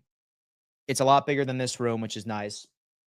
But yeah, we'll see. Darrington Evans rushing touchdown looked legit even with pads. We have Dylan saying fight, fight, fight. That's my guy. A lot of quarterbacks hated Sub, but trust me, they would love him if he were on his team. Drake went through 90% yesterday. Let's go throw some hands. Hey, let's hop on a bus and help him out. All right. Glad to see Harrison being impactful from the jump, even in training camp. That's what I'm talking about. Guys, 668 of you are in here in total. That is insane. 332 of you are on YouTube. 327 of you are currently watching. I am willing to bet at least 120 of you are currently watching and have not hit that subscription button. It is by no means a requirement. However, if, for example, you're enjoying the vibe of this stream this morning, folks, I can assure you every single one of my streams are exactly like this. Every single one of them. So if you like this and you want to make sure that you always know where to find me, I highly recommend that you just hit that subscribe button for me. It's completely for free. And then you turn on those bell notifications because, damn, man, we are sitting here talking some ball, and I appreciate that. We have Darrington Evans rushing touchdown. Looked legit, even without pads. Horrible first punt. He's a bum. Brad Robbins is a bum. Brad Robbins is a bum. Confirmed. And that's not me overreacting. I was not happy when I heard that Camara was released. A horrible first punt. Horrible first punt by Brad Robbins. Thank God the Buffalo Bills do not punt very often. Codrington, first player to return punts / kicks. Let's go. Okay. Hey, the Bills just dropped a promo for the Patriots game for rivalries. What do you think they have planned? It's probably going to be all white. It's definitely going to be all white with blue undertones. Let's see. Codrington returning. Where do you get your signed sports memorabilia from? I've ordered a couple of signed mini helmets from TSC Buffalo. So I typically go with the company called Pristine Auction. That is my favorite. I was a partner with them last year. Still left to be said if I'm going to be able to incorporate them this year, but I typically do this website called Pristine Auction is where I get all my signed stuff. Like that's where I got my Jim Kelly frame jersey. That's where I got my my realistic blue helmet over there, and that's where I got my signed Thurman Thomas helmet. And that's where I was able to do a bunch of giveaways last year was thanks to Pristine Auction. So Pristine Auction, I'm typically pretty pleased with what they bring each and every single time, man. Okay. A little tension, Alec Anderson and Hayden Harris, nothing much. A bit of a dust up near the end of day 3. Hayden Harris, you guessed it, Alec Anderson, short-lived scuffle. Much to the pleasure of Bobby Babich, who said that they needed to see improvements from Harrison after a roller coaster from the camp. Look at that, baby. Look at that. We have Alec Anderson and Hayden Hurst in a scuffle. Fist fight. Alec Anderson, this shouldn't be a surprise. And Hayden Harris broke up in like 10 minutes. If somebody has a video of them fighting, please send it to me on X. If somebody is there and has a video, please send it to me. I'm flying in from CO Falls, and will be my 40th birthday that night, row 6 at the 40. I love that. I love that. Listen, Megan, enjoy your time. South Dakota. Seconds, not minutes. 10 minutes, 3 rounds. What Bills player were you totally wrong about? What Bills player was I totally wrong about? What player? Spencer Brown. Spencer Brown. He was like public enemy number 1 for me. Like, I thought that man was a liability on the offensive line, and last year he really shut me up. Really, really quality piece. And that's not the only one either. I have been wrong on quite a few things during my time. Trust me, man. And so I've been at it for about 5 to 6 years. I have had several swings and misses. But Spencer Brown, I think, was probably the most notable. or top of mind at least. A little tensions, Alec Anderson and Hayden, a bit of a dust up. Okay. It sounds like camp is love that honesty, Dan. Oh, yeah, dude. Trust me, man. I have swung and missed on quite a few things. And Curtis Samuel, right? But I have not. So I'm not willing to admit that I'm wrong yet. All right. Because Curtis is about to shock the world. 10 minutes is a match, not a fight. Robbins with 5 consecutive good punts after the first duck. Okay, that's good. Horrible first punt by Brad Robbins. Made up for it the next 5. All right, that's good. Because that's exactly how I was going to open up my TikTok video, by saying Brad Robbins was a bum. You know, it's all about the verbal hook, ladies and gentlemen. Did you want us to draft Josh Allen or Josh Rosen? I wanted either of the Joshes. So I wanted either of the Joshes. I would have been fine with Rosen and or Allen. Thank God Rosen wasn't the guy. That was my take. So I wanted either of the Rosens. Excuse me. Either of the Joshes. I'm glad that we ended up picking Josh Allen's for sure. And as soon as I say that, he hits another shit punt. Okay, so he's had 2 shit punts. Made up for the next 5. Followed by another shit punt. Okay, so he just put together a shit punt sandwich, folks. 1 terrible punt, 5 decent ones, and last but not least, another terrible punt. My God.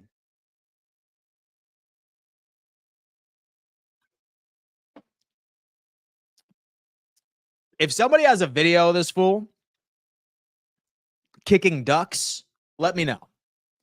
If someone has a video of this fool kicking ducks, give me a break.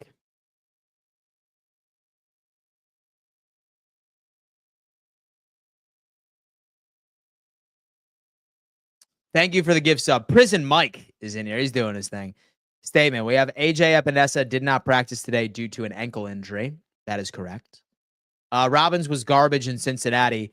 Not sure why we signed him. Might as well kept Martin. That sandwich pretty meaty, though. Not bad. Look, it's helpful that Buffalo, Bills versus Patriots, Highmark Stadium, October 5th, 2025 is when the rivalries jerseys are released. Big time. That's big time, folks. A little tension. Folks, I could only assume that practice is wrapping up, especially since we're all sitting here reacting to some punter news. But here we are. Question, am I wrong for saying that there is a lot more punters we could bring in? Why we bring in a bum? That is the question, my friend. Are you moving again or just renting a new studio space? We got a house, man. We got a house. Moving in on Friday. So it's same town, or well, it's like 2 towns over. But it's a new crib, man. It's a new crib, dude. So exciting times. We save 1.9 cutting Martin. Sean, we will probably wait for cuts to bring in a vet punter. Wouldn't that be ideal? Codrington dropped a good punt. Congratulations on the new house. Thank you so much. I appreciate that. I'm excited for it. And I'll go ahead and I'll give you guys a nice little tour. And because without you, how would I have this? So thank you. Thank you so much. With day 3 of Bills camp wrapping up, remember the Bills are off tomorrow. The guys will be back practicing on Sunday. Congrats, Dan. Just bought my first house in June. Dude, it's great, man. It's cool. It's cool stuff. I was actually pretty fortunate. I was able to buy a house 4 or 5 years ago. No, 3 years ago. And I have tenants in that one now in South Carolina. But then, so I had to move to Florida. So I couldn't live there, obviously. And then now I actually have something with a backyard. I missed having a backyard. Like, so I love this condo I live in. It's really nice. But yeah, I need some space, dude. I need some space, bro. Garth is coming in. Hope you have legit internet. Can't go back to the buffer days. Oh no, dude. Trust me. Dude, I spend an absurd amount. I spend an absurd amounts of money on the internet. Have no fear. What made you move out of the 716? I didn't have a choice. I was 12 years old, and my dad just decided that he didn't want to shovel driveways anymore, I guess. Like, he hated winter. He hated winter. So he moved me and my entire family down south when I was a kid. Lucas, any chance Jordan Hancock can get some reps over Cam Lewis? It's interesting, dude. I don't know. I think Elijah Moore takes Samuel's spot in the depth chart. Samuel will be a good gadget piece. I hope so, man. Why did we cut the other punter? I thought that I read something that like he had an injury or something like that. So I could be wrong, but I want to say it had something to do with an injury. Should have moved back to the 716. And so I love Buffalo, right? Like, and so I have a lot of extended family, but I love being like super close to my family. So I always want to be close to my family. So that's kind of half the reason why I think I won't be back permanently, at least. And so I'm a big family guy. You know what I mean? 11v11 starting again. Dude, practice just, dude, we're getting a lot here. And Carly says, no, don't move back here.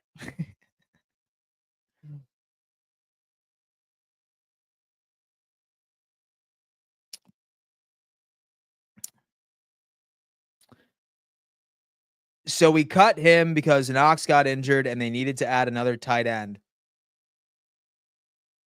Drew the short straw. Okay. All right, folks. He could be back. We just needed another tight end for reps in training camp. Maybe Kamadra comes back. I probably would have cut Brad Robbins instead because, like somebody pointed out earlier, he was a liability for Cincinnati. So why the hell would we have that fool?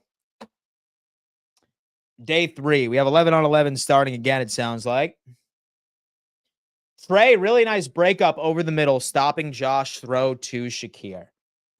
I like that. Trey, great breakup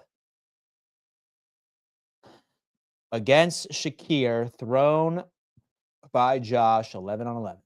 Dude. I'm sorry, I just burped into the mic. That was wildly rude. Get you the Gove Curtain LED lights for your backdrop on your new setup. You'll thank me later. I put the Bills Buffalo charging across on repeat. Go Bills. Congrats on the house. Thank you so much. It's called the Govey Curtain. All right. I'm going to look at that on Amazon real fast. Govey Curtain. Let me see. Oh, that is sick. That is nice. All right. Yeah, dude. I'm going to check that out. And look into it.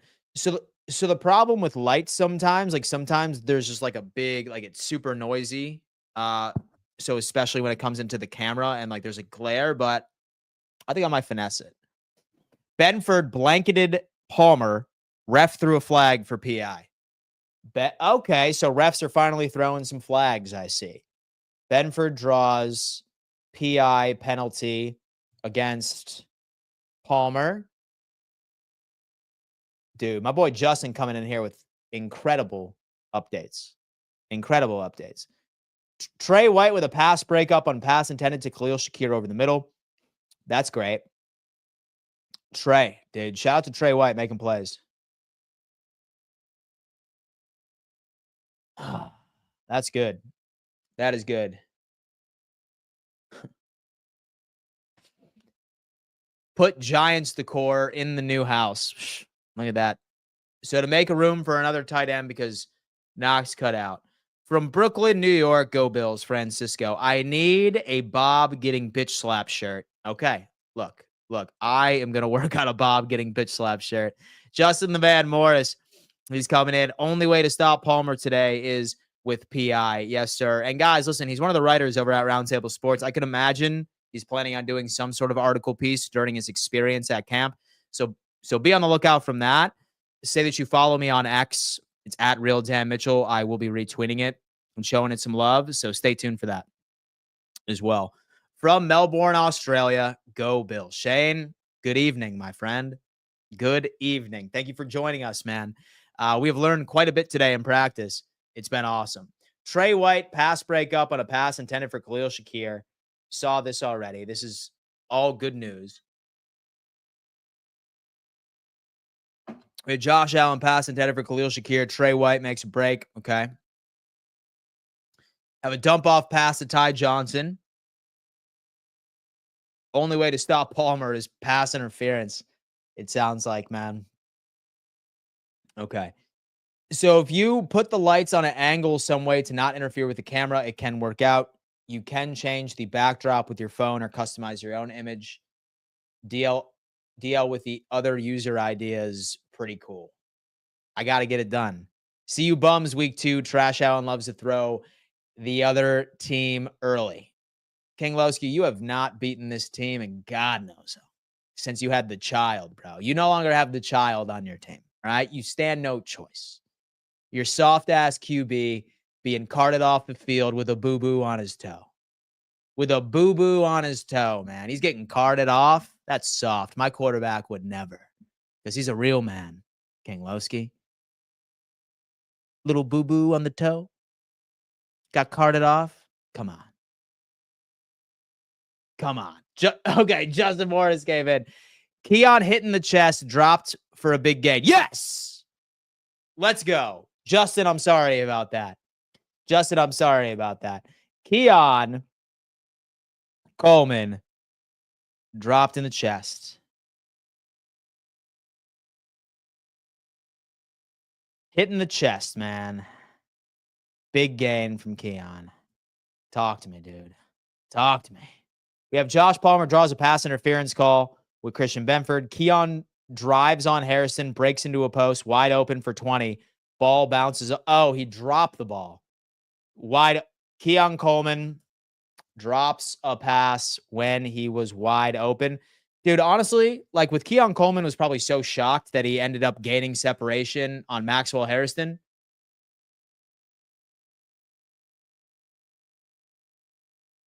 It hit him in the chest and he dropped it.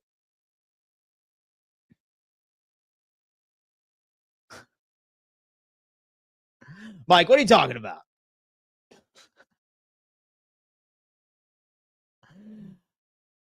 Keon Coleman drops a pass when he was wide open. Again, he was probably so shocked that he gained separation on Maxwell Harrison that he just wasn't paying attention. That's what I'm saying. Dan, humble yourself. We have a whole season to pass before we can start talking shit. New year.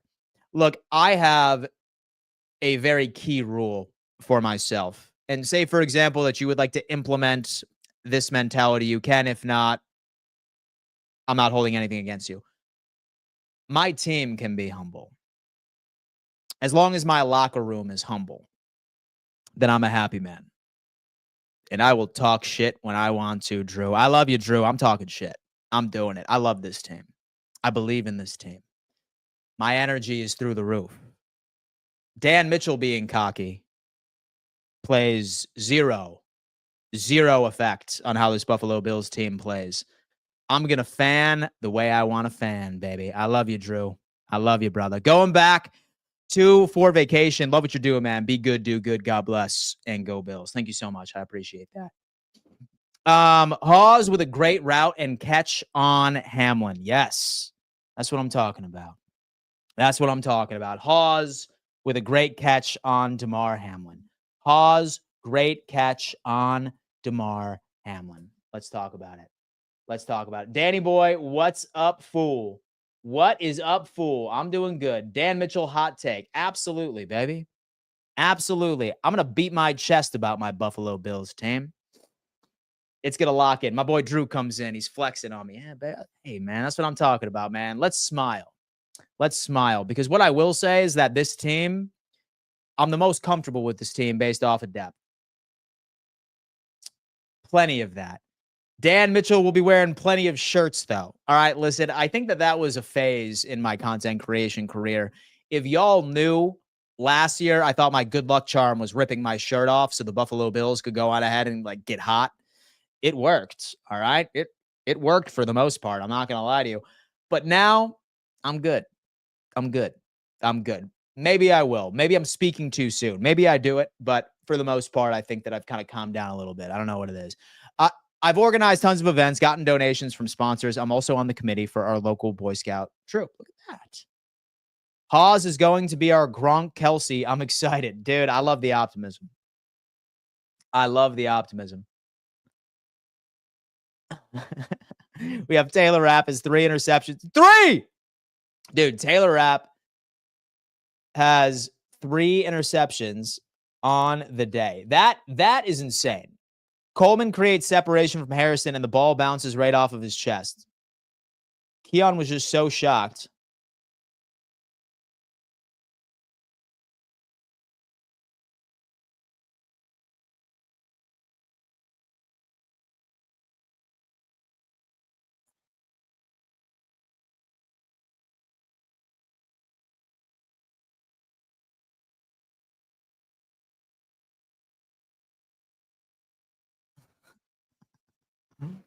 I love it. We have Taylor Rapp, 3 picks on the day. More one-on-ones between wide receivers, DBs. KJ Hamler leaves Max Harrison in the dust before securing a short completion.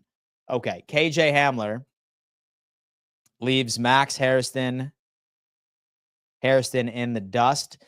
So I'm not sure if Max Harrison is just running trail technique and that's on purpose, but I don't know. I don't know, man. That's what I'm talking about. Alowski, respect your daddy. Loving that the D is starting to show up. Justin Morris, Elijah Moore routes up Ingram for a touchdown. Elijah Moore! Come on, baby. Elijah Moore routes up, beats Ingram for a touchdown. Come on, baby. That's what I'm talking about. So you're telling me he has 3 interceptions on Josh. That or Mitchie Biscuits. We don't know who's playing. Practice just ended with a great catch from Hawes to end. All right, practice is officially done. Practice is officially done, ladies and gentlemen. Ladies and gentlemen, I like Rapp. He just can't give us a full season without missing games. Hope he stays healthy this year. Let's lock it out. Hamler is elite in shorts. He is. Hamler is indeed elite in shorts. All right, folks. Practice is done, folks. That's going to have to do it for my long stream. I will be live again later this afternoon. It is Friday. I probably should start packing.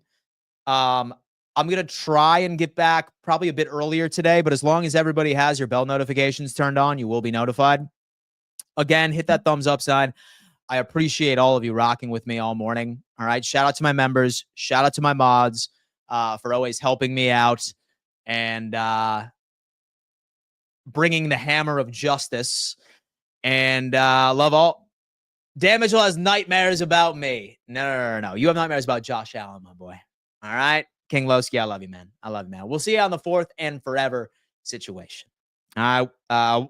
We will see you on 4th and forever, guys. Hit that thumbs up sign. Subscribe to the channel if you haven't had an opportunity of doing so already. Shout out to Garth, the dude that donated 20 memberships today, which is insane.